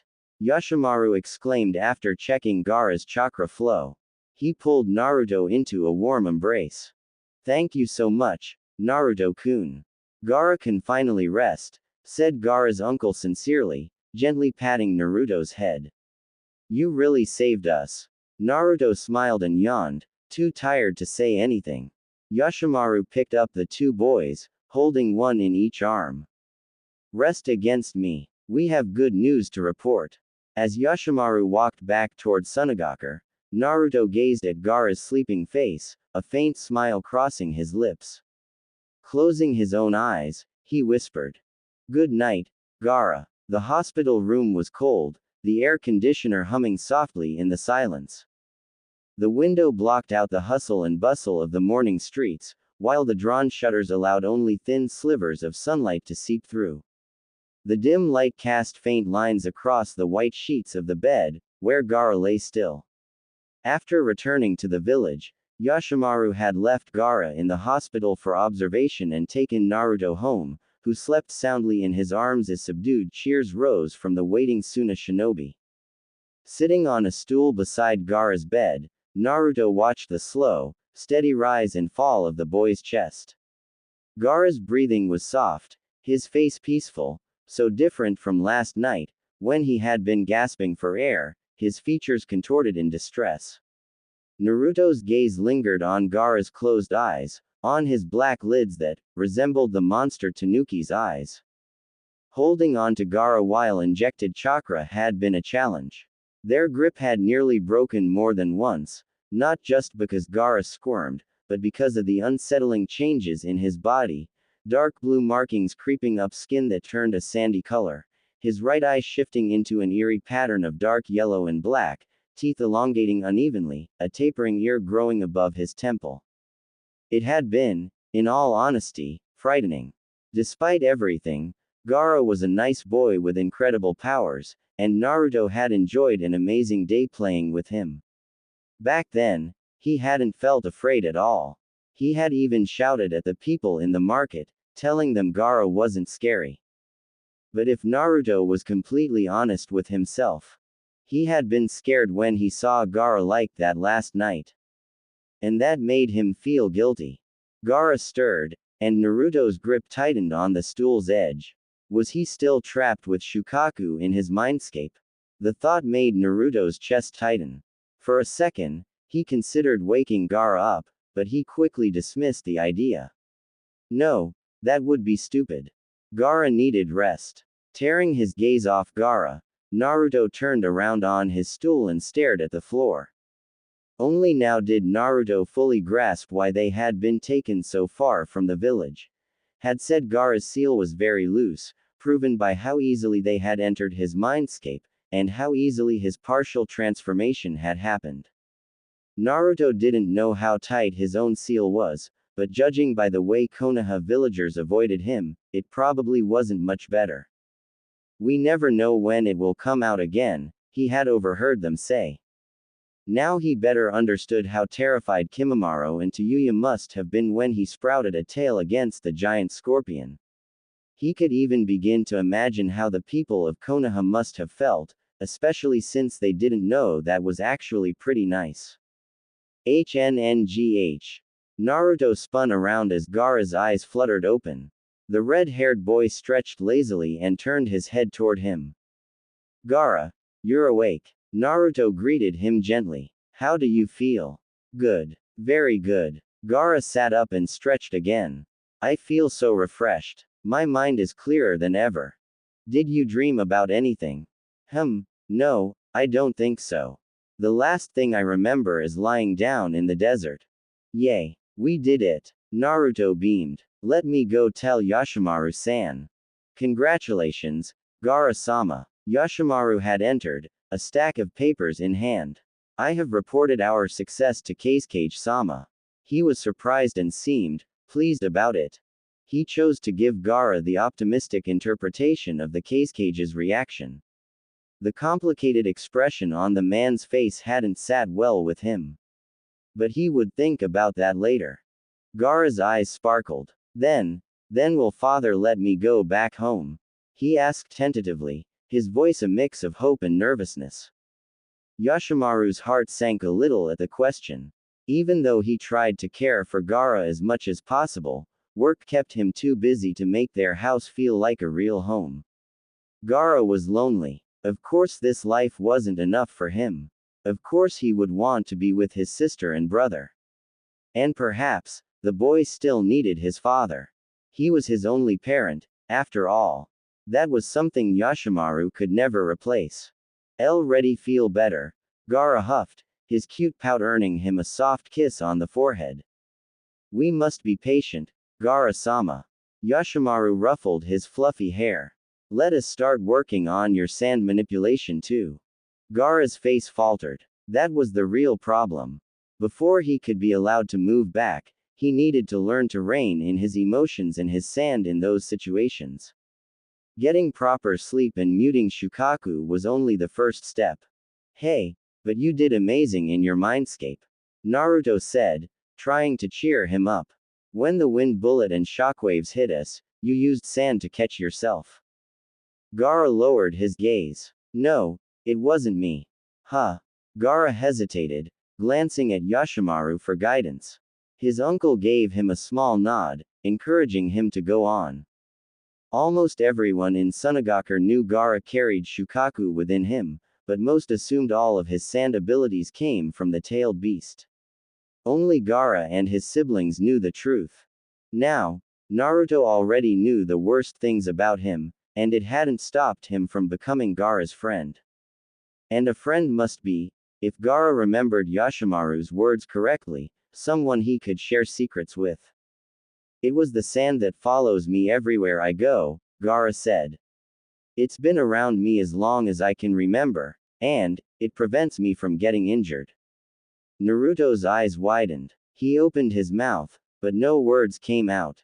Because of the sand, I've never been injured, so I always wondered what pain felt like, Gaara continued, staring at his palms. I even tried stabbing myself with a knife, but it's no use. Stabbing yourself? Gaara-sama, pain is an uncomfortable feeling, Yoshimaru sighed. Getting injured often makes you want to scream because the pain is hard to hold in, he explained, trying to describe the sensation to his nephew. Yeah, Gaara, you wouldn't like it, Naruto added, grinning wryly. Seemed like the red-haired boy had never accidentally bitten his tongue or the inside of his cheek while eating. Or was Naruto the only one dumb enough to do that? Please do not engage in such behavior again, even if the sand protects you, Yoshimaru said with an exasperated smile. I won't, Gaara promised. Because I think I know what it's like to hurt, now. What do you mean? Yoshimaru asked, eyebrows knitting together. It didn't bleed, but my head hurt so much before I fell asleep. Ah, Naruto gasped, the memory of Gaara's partially transformed face flashing across his mind again. I'm so sorry, Gaara. But it was to save you from Shukaku. Gaara's head drooped. It's okay. I will try to remember that feeling as best as I can. I think it will be good for me, he said, his voice tinged with regret. I don't want to lose control of my sand and hurt people again. Naruto placed a warm hand over Gaara's. But you didn't mean to, right? Gaara frowned as if trying to recall something. I just wanted to play with them, he said. I didn't tell the sand to do anything, at least, I don't remember. Yoshimaru sat down on the edge of the bed. Mistakes happen, Gaara-sama. What matters is that you learn from them, he said. And if remembering this feeling helps you control your sand, then perhaps it is not such a bad thing. You're gonna get better at it from now on, believe it. Naruto gave Gaara's hand a little squeeze. And if they don't want to play with you, then let them be. You can play with me instead, just like yesterday. Gaara blinked, as if the thought had never occurred to him. Really? Of course, we're friends. Naruto grinned. Oh, and I'll bring Kimimaro and Yuya too. Don't worry, they're nice people. Gaara returned the grin. Then I can't wait to meet them. Yoshimaru glanced at the clock on the wall. Gaara-sama, it's approaching noon, I shall notify the medical team that you have awakened and let them bring you lunch. I have a mission starting this afternoon, so I will have to leave with Naruto-kun now. Oh, Gaara's smile faded. The doctors insist that you stay here for 2 more nights. I will come back to pick you up when you are discharged from the hospital. Okay. He nodded slightly. Well then, see you, Gaara, Naruto said, retracting his hand that was on Gaara's, but Gaara clasped his other hand on top, stopping him. Naruto, thank you, for playing with me yesterday, for helping me sleep, for saying I am not alone, he said earnestly, leaning forward. Why, you're welcome, Naruto averted his gaze bashfully. Have fun at school. Gaara smiled again as he let go of Naruto's hand. After Yoshimaru closed the door, Gaara leaned back against the bed. He had forgotten to ask when exactly Naruto would come see him again, but then he decided it didn't matter. He wouldn't have to wait too long. He just knew it. Kimimaro and Tayuya spent most of the day idly exploring the Cage's residence, surviving on nothing but microwaved leftovers for both lunch and dinner. In the evening, a shinobi wearing a traditional Oni mask arrived at the gates, delivering an abrupt evacuation order as part of a military drill. "Where are Tamari and Kankuro?" the man demanded. When they answered they didn't know and asked about their friend, he only sighed before ushering them into an underground shelter beneath a cluster of buildings. After leaving them there, he rushed off to locate the Cage's children. Being forced underground on their second night in Sunagakur was the last thing they expected. Tayuya grumbled about being crammed into a confined space like a rat, scanned the crowded shelter for Naruto, without success, then muttered a curse and crawled into her sleeping bag. Kimimaro, however, stayed awake, silently taking in his surroundings late into the night. The underground shelter was filled with hushed voices and the rustling of movement, yet there was no chaos. Civilians filed into the shelter quietly, following the shinobi's directions without objection. Shinobi patrolled the area, pausing to exchange a few words with families, offering brief nods or reassurances that kept the tension from escalating. Whenever one leader relayed an order, the subordinates would respond immediately. Even in the dim light, Kimimaro could make out their expressions, alert and attentive, without any sign of hesitation. Despite the discomfort of sleeping on the floor, no one complained. Even the elderly, shifting uncomfortably on the cold ground, merely gritted their teeth as they adjusted their positions. There was no pleading or arguing for extra space or supplies. Only compliance. The way the shinobi communicated, the way the civilians obeyed, these people functioned as a single unit, moving in lockstep with the Cage's will. Their loyalty and methodical way of handling emergencies amazed him. It reminded him of that night in Kurigakure. He was commanded to kill anyone he saw, but he and his clan were quickly overwhelmed by the village's defenders. The Kiri shinobi moved in coordinated teams, taking down every aggressor but him with ruthless efficiency. They fought like seasoned hunters striking down rabid beasts, their years of disciplined combat rendering the Kagaya clan's ferocity meaningless. Pushing his darkest memories away, Kimimaro's thoughts circled back to Naruto, wondering if his conversation with the Cage had gone well and if he, too, had been evacuated to another shelter. His confusion only deepened when they were sent back to the Cage's residence this morning only to find it empty. With nothing else to do but wait, Kimimaro resumed studying a map of Suna he had discovered in Tayuya's room, or rather, a study packed with books and scrolls, where she had locked herself up again. Kimimaro traced the map's lines, committing Sunagakure's layout to memory, until the sudden swing of the door yanked him from his focus. "Naruto, are you here?" a blonde girl called out as she stepped into the living room. Kimimaro stood up from the sofa. "He hasn't come back since yesterday morning. Have you seen him?" "He was with our brother when we went to see him," Tamari replied. "He was going to help Gaara sleep after we left and said father approved of it." Kimimaro nodded. He had guessed right. Naruto had already formed a plan to help the Suna Jinchuriki when they set out to confront the Cage about his third child. But he should have been back by now, Kankuro muttered, closing the door behind him. Unless this so-called military drill was actually something else. Drills were always announced at least a week in advance, Tamari and Kankuro knew that much. Shinobi should be prepared for any sudden changes, was all they had gotten from the Anbu member who found them on their way back home and took them to another shelter, where they spent a restless night trying to figure out what was going on. "They wouldn't answer when we asked if Gaara was also being evacuated," Tamari said, gripping her chin in thought. "This definitely has something to do with Gaara and Naruto. But how?" She and Kankuro had tried to dismiss the thought last night, but now the connection seemed undeniable.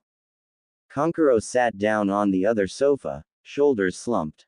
"We should have asked Naruto how exactly he planned to fight Shukaku. The risks must be serious if the whole village was at stake. He rubbed his face in frustration. Ever since Yoshimaru revealed that Gaara had a monster inside him, Temari and Kankuro had been trying to gather any information they could find about tailed beasts and Jinchurikis. But Yoshimaru would not explain further, and any written records on the subject were tightly restricted. All they knew was that Jinchurikis were meant to unleash their tailed beasts if the village was under attack. Only then, right? What if Shukaku got out?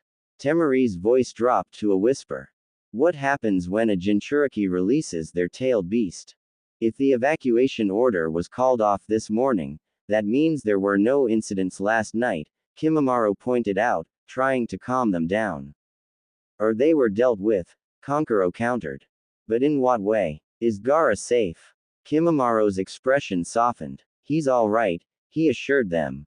The two looked at him doubtfully. How do you know that? Kankuro asked.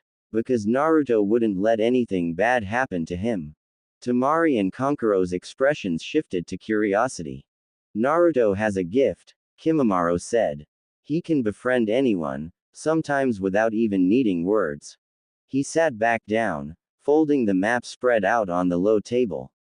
Naruto would give up his life for his friends, even ones he just met. Like when he jumped onto a giant scorpion to save me and Tayuya, despite having no real fighting experience. Kankuro straightened, and Temari slowly sat down beside him, eyes fixed on Kimimaro. Gaara did say he made a friend in Naruto, Temari remarked. Then you have nothing to worry about, Kimimaro smiled. He knew it. That look in Naruto's eyes yesterday morning was the same one Kimimaro had seen when they first met in the forest, and again when they found Tayuya at the inn. It was the look Naruto gave right before befriending someone. Kankuro searched Kimimaro's face and found nothing but unwavering faith. He sighed. Well, thanks, my name's Kimimaro, he replied. Nice to meet you, Kimimaro, Temari said, her lips easing into a small smile. Sorry we didn't greet you properly earlier. The heavy gates groaned as they swung open. The three children froze for a split second before bolting outside. Across the yard, a young man in his late 20s and a boy stood beaming at them. Hey, guys, I'm back. New beginnings. Naruto woke up in the morning excited. Today was the first day of school in Suna, and he was sure that now that he wasn't in Konoha, he would make lots of friends. Naruto took a shower, put on an orange shirt, gray shorts, and blue sandals, then met up with Tayuya and Kimimaro. They all met in a giant hallway where their rooms connected. Tayuya wore a light brown shirt, black pants, and dark blue sandals. Kimimaro wore a long-sleeved dark brown shirt, light brown pants, and dark blue sandals. Temari and Kankuro had gone ahead early and would meet them at the school. This is gonna be so awesome. Naruto grinned excitedly. Why the hell are you so excited to go to school in this heat? Tayuya moaned, her head tilting up in frustration as she did. She was less than pleased to go to school. Because we'll get to meet lots of friends, Naruto said happily. He was practically bouncing from excitement. The idea of getting lots of friends seemed like a pipe dream when he was in the leaf, but now it seemed to be in his reach. Tayuya snorted, annoyed at Naruto's optimism, and was about to say something, but Kimimaro cut her off. I'm sure Naruto is right.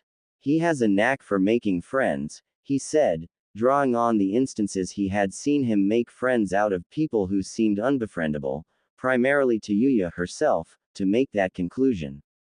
Tayuya just rolled her eyes. Naruto, getting impatient, grabbed both their hands and started dragging them to school. He practically zoomed them out of the hallway, into the kitchen, then out of the house. Tayuya looked shocked for a moment before yelling at him to knock it off. Kimimaro just sighed at them both as Naruto dragged them to school. They met up with Temari and Kankuro. Hey guys! Naruto yelled happily. Temari and Kankuro looked at the group and waved as they met up. Temari wore a short black shirt and pants. Her long hair was tied into 4 buns. Kankuro wore a long black shirt and pants with a half-yellow, half-purple symbol on the back of his shirt. Both wore black sandals. Today is gonna be great. Naruto grinned. Tayuya rolled her eyes at Naruto. Temari laughed a bit, Kankuro smirked, and Kimimaro gave no indication of his feelings. As they walked into the academy, they saw the building. It was like a giant sand structure that towered over the area. It had 3 mini buildings attached to it. One held the school within, the other a major, intense training facility, and lastly an administrative building for the staff. There was also an outside training area for spars and for students to hang out. Despite Suna's academy having 1/3 of the Leaf Village Academy's attendance, it was triple the size of the Leaf's academy. Naruto, Tayuya, and Kimimaro looked up at it in awe. The Sand siblings, however, did not take note of the building, given they had seen it many times. As they entered, a shinobi assigned them to their classroom. Temari went to the 3rd grade, while Naruto, Tayuya, and Kankuro went to the 2nd. As they entered, they saw 12 areas of seats, each with 3 seats. Naruto chose to sit between Tayuya to his right and Kimimaro to his left. Kankuro sat behind them. Izuki sighed as he got up from his small bed. It was just another shitty day at work, he thought. As he got up to brush his teeth, he had nothing but a blue shirt and black underwear on. Ever since the 3rd war ended, he had been stuck teaching kids. He looked at his face in the mirror, caressing the scar on his forehead that went down to his lip. He still had to maintain the cut on his lip, or else it would swell. Izuki thought back on how his life got to this point. He remembered fighting in the 2nd and 3rd wars. He was just a genin during the 2nd war. He was in charge of defending the supply lines inside Suna with his teammates. It was supposed to be safe for genin like them. They said there wasn't any threat of Leaf Ninja this side of the border. Ha! Repeated in his mind over and over again, bitterly. Of course, then the White Fang cut through Suna's front lines, and his team. A team meant to fight off petty raiders or scorpions now had to face a legendary ninja. His sensei died, head cut clean off by the White Fang's sword. He would have died too if it weren't for his teammate jumping in front of him, causing him to get cut clean in half. His teammate taking most of the cuts allowed him to survive with minimal injuries. He was still knocked out cold, though. Worst part was he never got to repay that bastard, the White Fang, who did it. The bastard had to go and kill himself. Izuki had the displeasure of facing the White Fang's son. Izuki thought he could take him. He was just a boy after all, no older than 5. He was wrong. Before he even knew what was happening, the boy cut his face straight down the middle, giving him this damn scar, a reminder of all his failings. He knew better than to think about it too hard. Wishing revenge wouldn't end well for him, stronger men had died from it. And the last time he pursued revenge, he got a scar for his troubles. That's what he told himself, anyway. Izuki stunned himself enough thinking about a past he couldn't change. He had a class to teach. As he got dressed into his Sand Village Chunin uniform, he put on his headband, which acted as a sort of comb for his messy hair. He got out of his cramped 2-room apartment, if you could even call it that, and headed to the academy. Izuki was mildly curious about the 3 new students. Both because getting new students was increasingly rare due to Suna's budget cuts, it was more likely to see kids drop out or get kicked out rather than join, but also because he had been briefed by the Cage himself on them. Flashback. As he entered the Cage's massive office, the Cage sat at his desk with a window that overlooked the village behind him, with 2 plants in the corner of the room for what Izuki could only assume was scenery. Izuki bowed. Lord Cage, what brings you to give me the honor of being summoned by you? Rasa stared blankly. Stop with the pleasantries. I have a mission for you. Izuki stood up straight. Rasa handed him a file. You are tasked with monitoring Naruto Uzumaki's progress. He is crucial for Suna's national security. You are also to monitor his two companions, Tayuya and Kimimaro. You are to give me a report on them every day. Izuki looked over the file. There wasn't any particular information about them, just pictures and vague personality descriptions. Izuki knew he wasn't getting the full story. He left the office confused, but he knew better than to look further into it. He had heard of a few colleagues who looked too deep into the cage's business and got killed for it. With the memory of yesterday still fresh in his mind, he entered through the back door of the school. He was greeted by a fellow teacher, Rei. She wore the standard Suna uniform and a turban to hold her headband. She had short hair that was completely covered by the turban. I heard you got new students today, she asked curiously. Izuki grunted. News travels fast, huh? Rei smirked. Well, it's not every day new students join the academy, especially during these struggling times. Izuki nodded. Well, good luck teaching your class, he said as he walked to his classroom. He wandered the long, empty wooden and sand brick hallways of the Suna Academy before entering his class. Izuki entered and immediately went into a professional stance. He grabbed his clipboard and said, Greetings, class. We have 4 new students today. They shall introduce themselves. My name is Izuki. What are your names? Izuki said, pointing at Kimimaro first. Kimimaro stood up. My name is Kimimaro Kagaya, he said politely and formally before sitting back down. Izuki nodded, pleased with his good behavior. Perhaps they would not be such trouble to teach. Izuki then pointed at Tayuya, who stood up roughly and said, I'm Tayuya, in an almost annoyed tone, then roughly sat back down. Izuki raised an eyebrow at her rather rough and angry attitude. And you? Izuki said, pointing at Naruto. He was the one he was most curious about, because of how much the cage emphasized him in their meeting. Naruto stood up boisterously and loudly proclaimed, My name is Naruto Uzumaki and I'm gonna be the best ninja ever. He then hopped back into his seat happily as people stared at him dumbfounded. Izuki had a tick mark on his forehead. Kimimaro just smiled a bit, as he expected as much from Naruto. Kankuro looked at him dumbfounded. Tayuya just rolled her eyes but had a smirk on her face. Naruto put his hands behind his back, smirking to himself. Izuki sighed. This kid was going to be troublesome to teach, he just knew it. And why did the cage of all people brief him about this kid? Was it because he was a new student? No, something like that was not so important that the village's future depended on it. Izuki stunned himself. It was not his place to worry about such things. He had a class to teach. Alright, class. I will be teaching you kanji, Izuki said, handing them the writing test. Naruto made a face at the writing test, causing Tayuya to kick his foot. It's just writing, idiot.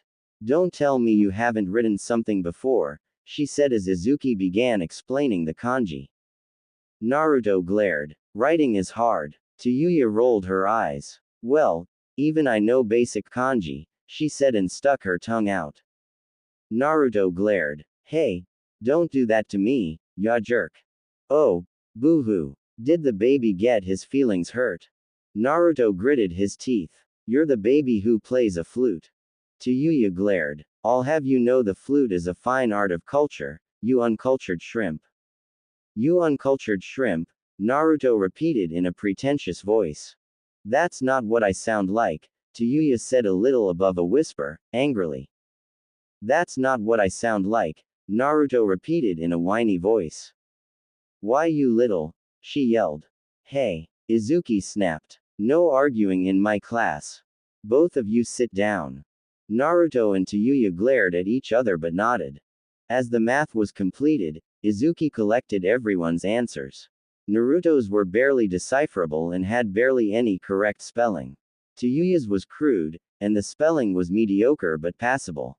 Kimimaro and Kankuro fared a lot better, with decent handwriting and spelling that were mostly correct.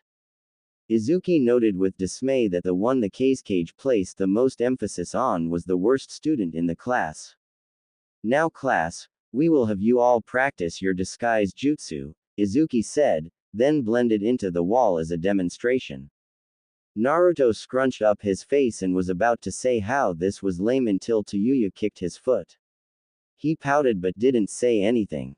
Now you must focus your chakra on your back, blend into the wall, Izuki said. Izuki had them get up and showed them the hand signs necessary for the jutsu. Naruto and Tayuya stood next to each other and put their bodies against the sand brick wall. To Tayuya's left was a boy, and to Naruto's right was a girl. Kimimaro and Kankuro were on the other side of the room. Naruto failed miserably at casting it. Tayuya did better, being able to put her whole body into the wall. The boy next to them stared at Naruto. You're doing it wrong. Naruto stared. Well, how do I do it? I'm not telling, the boy smirked. The girl next to him said, you need to put your back against the wall while you focus the chakra on your back. Naruto did a little better with this advice. He grinned at the girl. What are your guys' names? The girl sighed. Name's Akiya. And my name's Ichiro, the boy said. Cool. Naruto grinned. As the lesson ended, Izuki announced that the class was to go outside. As they wandered the long sand brick doors of the Suna Academy, Naruto managed to get a good look at Akiya and Ichiro. Akiya had a tan face and brown hair with black eyes. She wore black pants and a long-sleeved gray hoodie. The hood was down, however, and she had a short ponytail. Ichiro had light skin with brown hair and eyes. He had on gray overalls and brown shorts. His hair was thick and messy. His fangs were reaching his eyebrows, and he would periodically blow them. As they came out, the whole academy from second grade was outside. Izuki came to the center of the field. We will be doing taijutsu practice. You will be randomly selected along with your opponent. They watched some uneventful fights until Akiya and Ichiro were called to fight each other. Ichiro grinned. I'm gonna kick your butt. Akiya just glared. Ichiro went in for a kick. Akiya blocked, but that left her open to a gut punch. She was on the ground, getting desperate. She kicked his face. Ichiro rolled back but punched her in the face when she got up. Akiya, wanting to end this fight quickly, let a scorpion out of her sleeve, which bit him in the face, and she managed to pin him down. Not fair. She cheated. Ichiro yelled. Akiya just rolled her eyes. Izuki did not comment but noted that without help, Ichiro was better at hand-to-hand overall. Naruto looked in awe. What was that? Kankuro sighed. She's from a clan in Suna. They use scorpions as weapons and have them in their bodies. Naruto looked a little grossed out but simply responded with, cool.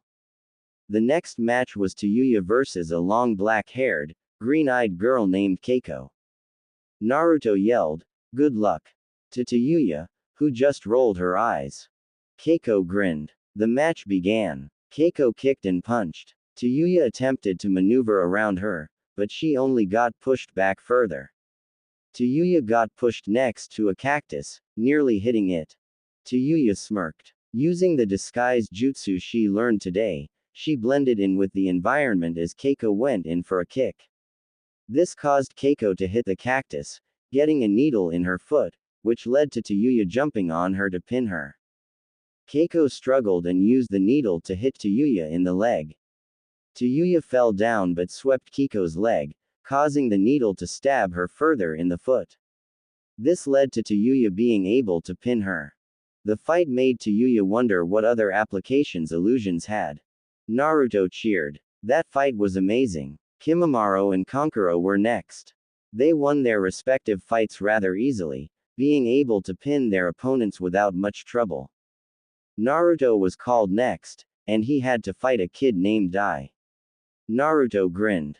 Dai smirked playfully, jumping left to right, his black eyes staring at Naruto as he swung his head left to right, which ruffled up his black hair.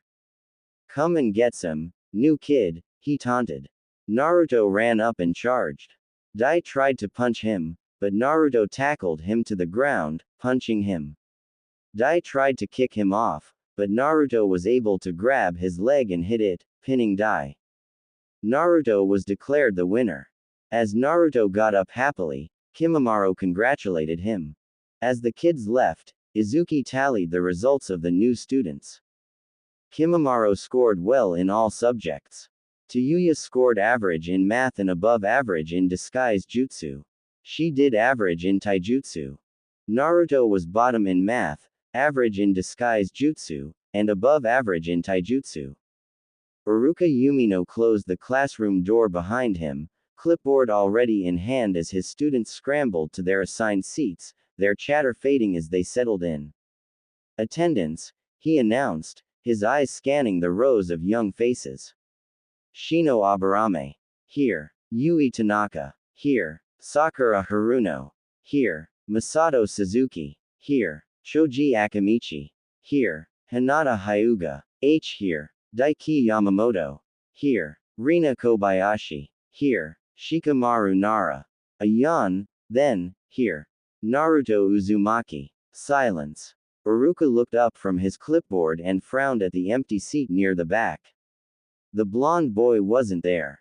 That was unusual. Naruto had only been absent once before, when he'd come down with a fever. When Iruka had reported it as ordered, the Hokage himself had gone to check on the boy, then had his accompanying Anbu call in a medic to treat him. Most students had parents who would leave signed notes in the mailbox before class started to explain their child's absence, but Naruto had no one to write those notes. Except that day, Naruto came to school every single day. In the 2 months Iruka had known him, the boy had often come rushing into the classroom just as the bell rang, sliding into his seat with seconds to spare. He'd raise his hand eagerly for every question, even when he didn't know the answer. He'd declare loudly that he'd become Hokage someday, his voice full of conviction that made some students laugh and others roll their eyes.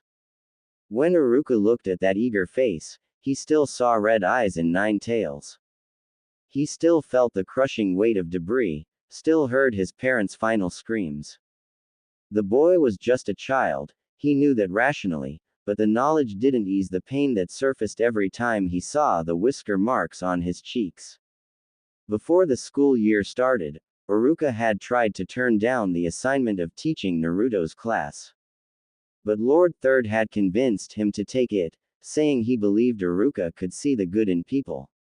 So Iruka tried to treat Naruto like everyone else, teaching him how to sit properly and raise his hand before speaking, scolding him when he fell asleep during class or forgot to bring his homework. He tried not to think about the possibility of the 9 tails coming out, despite Mizuki warning him not to provoke the Jinchuriki. Iruka made a cross mark in the box and continued down the list, already assuming the boy had caught another fever. He would report it to Lord Third after school. Hiruzen Sarutobi sat behind his desk, pipe in hand, reviewing yet another stack of mission reports. The paperwork of peacetime, he'd learned long ago, was in many ways more tedious than the paperwork of war.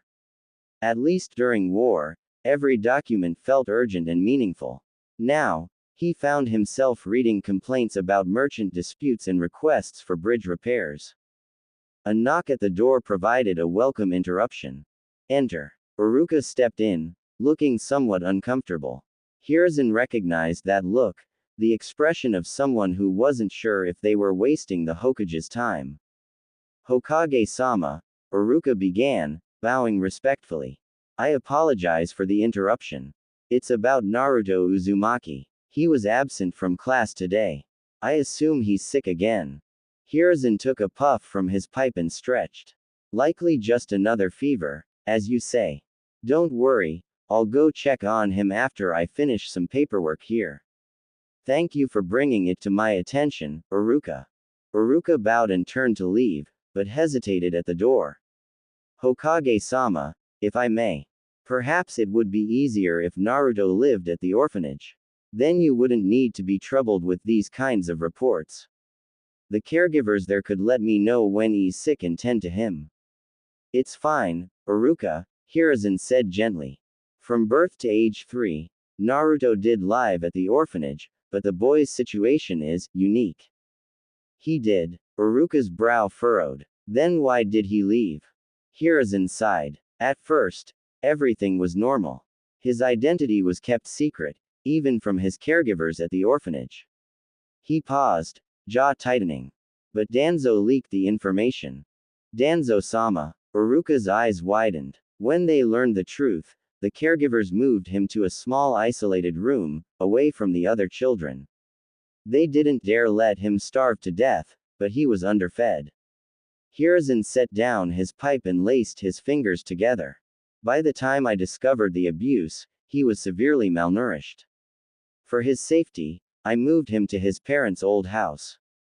I see, Uruka said quietly, pinching his chin.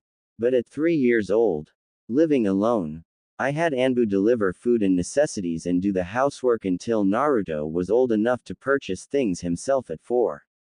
Hiruzen waved a hand dismissively. It was better than leaving him at the orphanage to be mistreated. At least this way, he is protected from the village's hostility. I suppose, Uruka said, rubbing the back of his neck. In any case, I'll report to you immediately if he's absent again, Hokage-sama. Thank you, Uruka. I appreciate your diligence. Uruka left, and Hiruzen leaned back in his chair with a sigh. He made a mental note to check on Naruto before evening, then returned to the report about drainage issues in the commercial district. The sun was already dipping toward the horizon when Hiruzen finally pushed away from his desk. He made his way through the village streets, passing groups of building workers heading toward the bars and couples walking arm in arm toward the wagashi stalls. A pair of shinobi bowed as they passed him. Hokage-sama, they greeted. He nodded in return. At the corner near the bakery, an elderly woman paused mid-sweep and smiled. Good evening, Hokage-sama. Out for a walk? Something like that, Hiruzen replied, stopping by the door. Closing up early tonight, Hana-san. Sold out early, she said with a pleased smile, resting the broom against her shoulder, the handle towering over her small frame. Some man came in and bought half the stock. Strange fellow. Kept piling things up on 2 plates, as quick as could be. I asked him if he was buying for colleagues, you know, maybe lost a bet or something, but he just looked at me and stayed silent. She chuckled. Not that I'm complaining, though. Odd customer indeed, but good for you, Hiruzen said. He was about to continue on his way when a small boy came running up, his mother hurrying behind. Hokage-sama, my brother just made genin. The boy announced proudly. Hokage-sama, good evening, his mother greeted, bowing with a smile. He's been bursting with the news all day. Hiruzen chuckled, patting the boy's head. Congratulations. I'm sure your brother will serve the village well. The boy's eyes lit up. Hokage-sama, do you think I can make genin too, when I'm older? If you work hard, I don't see why not, Hiruzen replied warmly. The boy beamed. His mother bowed again, thanking the Hokage, and Hiruzen waved them off with a smile before continuing on his way. As he approached Naruto's apartment, the street grew quiet. Naruto's was the only occupied unit on the block. When Hiruzen had first moved the boy back to his parents' home 3 years ago, word had spread quickly about who he was, or rather, what he carried inside. Within a month, every family on the block had moved out. Hiruzen had tried to curb the gossip early on, issuing an order that no one was to speak of the boy's situation. But silence on the 9 Tails did little to quell the hatred directed at a child they already despised. The only thing that might have changed their behavior was the fact that Naruto's father was their beloved 4th Hokage, Minato. But that was precisely the information he could not afford to reveal. He had seen what happened to Kakashi, how many times the boy had been targeted by enemies of other nations, not for any crime of his own, but simply for being Tsukumo's son. If other villages learned that Naruto was the Yellow Flash's son, Naruto would be in danger the moment he stepped outside Konoha's walls. Hiruzen knocked lightly on the door. Naruto. It's the Hokage. Are you home? Silence. He knocked again, louder this time. Still nothing. Hiruzen tried the door. Locked. He pulled out the spare key he kept for the apartment and let himself in. The interior was its usual mess. Dishes piled in the small sink, clothes scattered across the floor, textbooks left wherever they had been dropped. Hiruzen checked every room, but there was no sign of Naruto. He isn't sick, he murmured to himself. Naruto must have recovered and gone out to play. Or perhaps buying dinner. Still, better to be thorough. Hiruzen stepped out of the apartment and locked the door behind him. He made a small gesture with his hand, and two Anbu members dropped from the rooftops and knelt before him, his escorts for the evening, assigned to follow the Hokage wherever he went. Get 3 more and find Naruto Uzumaki, Hiruzen said. Standard search protocol. Yes, sir, they said, and vanished. Hiruzen headed back to his office, stopping by an onigiri shop to buy some for dinner. The search was merely a precaution. Naruto was probably in the woods playing with insects, or perhaps wandering the marketplace. The boy would turn up soon enough, probably muddy and sweaty and full of stories about whatever minor adventure he'd gotten himself into. He'd have to reprimand the boy when he was brought back. Remind him about the importance of going to school. Back in his office, Hiruzen unwrapped one of the onigiri and pulled out a new set of documents. The Hokage ate as he worked through the papers, occasionally glancing at the window as darkness settled fully over Konoha. The village lights began to twinkle like stars, but his Anbu had not returned. When 3 hours, the standard time limit for searching anywhere within the village, passed and still the Anbu had not returned, Hiruzen felt the first real stirring of unease. He set down his brush, ink still wet on the half-signed document before him. Another 15 minutes crawled by before 5 Anbu members finally materialized before him, kneeling, shoulders tensed, their posture already telling Hiruzen what he didn't want to hear. Report, Hiruzen said. The leader, Cat, judging by the mask, spoke. Hokage-sama, we've completed a thorough search of the village. We found no trace of Naruto Uzumaki. No trace. Hiruzen leaned forward slightly. None at all. Training grounds, forest areas, marketplace, residential districts, even the academy. No sign of him anywhere. Hiruzen's grip on his brush tightened. Was Naruto hiding somewhere? Some place even Anbu couldn't find. Children did that sometimes as a prank to get the adults worried. But even freshly made genin could find a missing pet cat in hours, not to mention Anbu, who could track down a target across multiple countries. If Naruto was anywhere in the village, he would have been found out in no time. Unless he was invited to stay in someone's home. No, the boy was unlikely to have made friends, and no adult would shelter him. So that meant he was outside the village.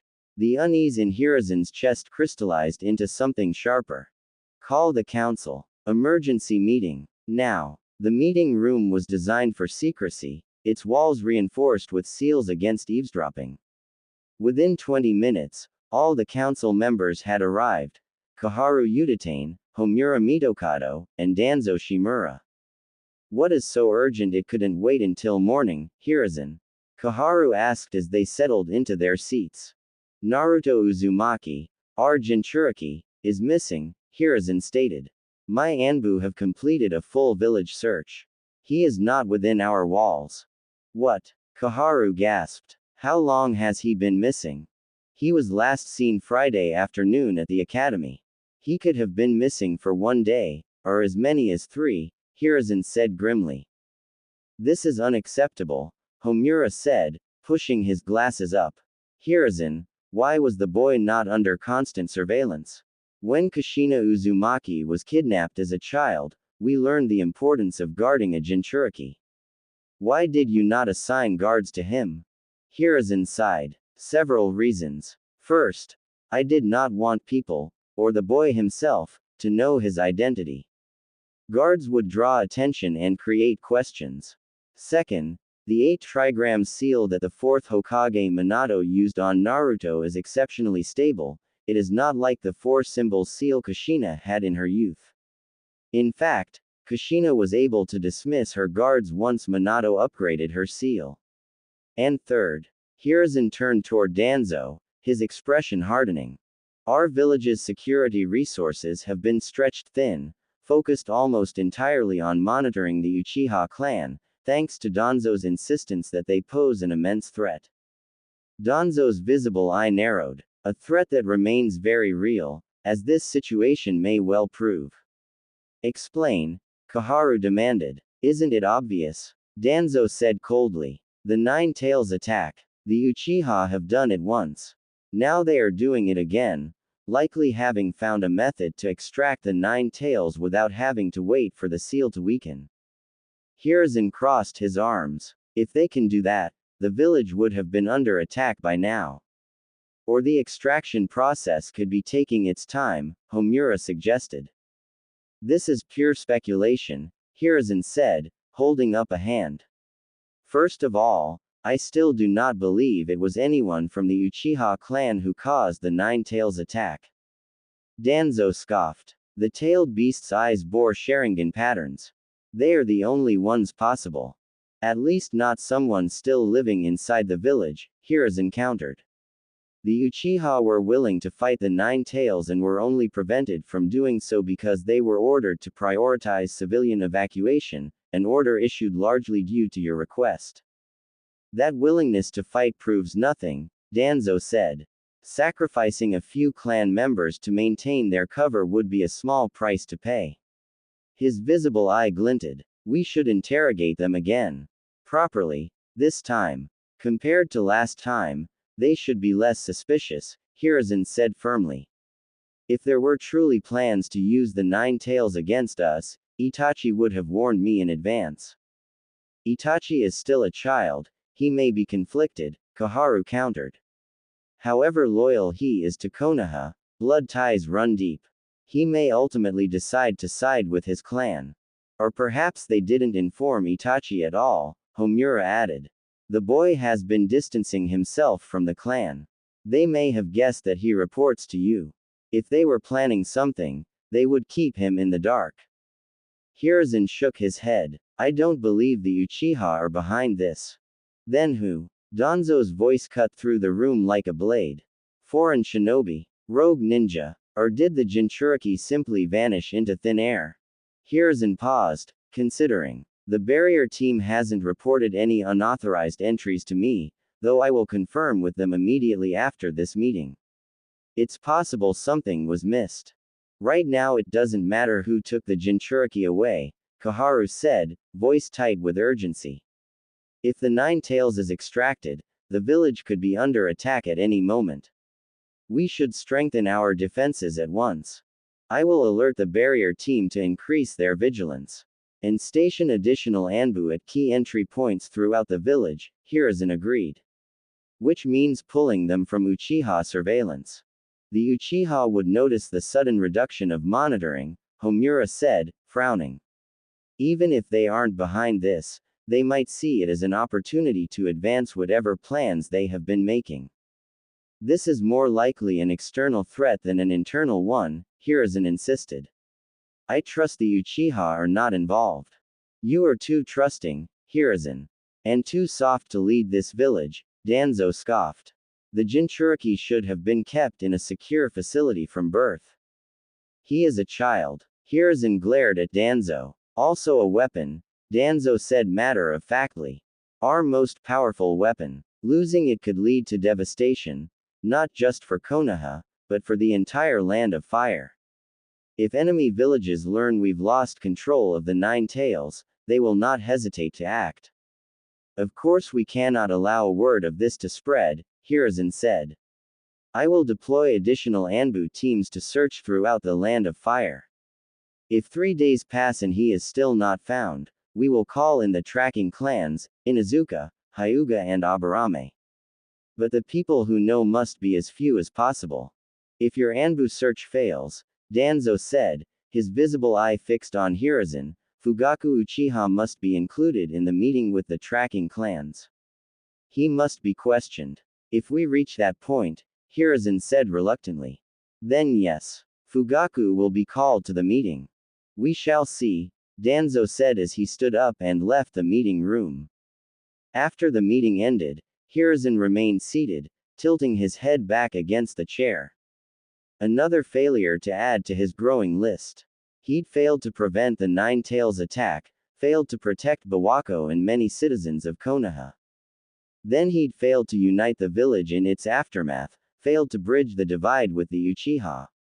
And now, he'd failed Naruto, whom Minato and Kushina had entrusted to him. He'd wanted to give Naruto a normal childhood, wanted him to be free of the hatred from the village at least, if they couldn't view him as a hero. But the lack of guards had turned out to be negligence. The boy had been alone, vulnerable, and now he was missing. It was all his fault. To be continued.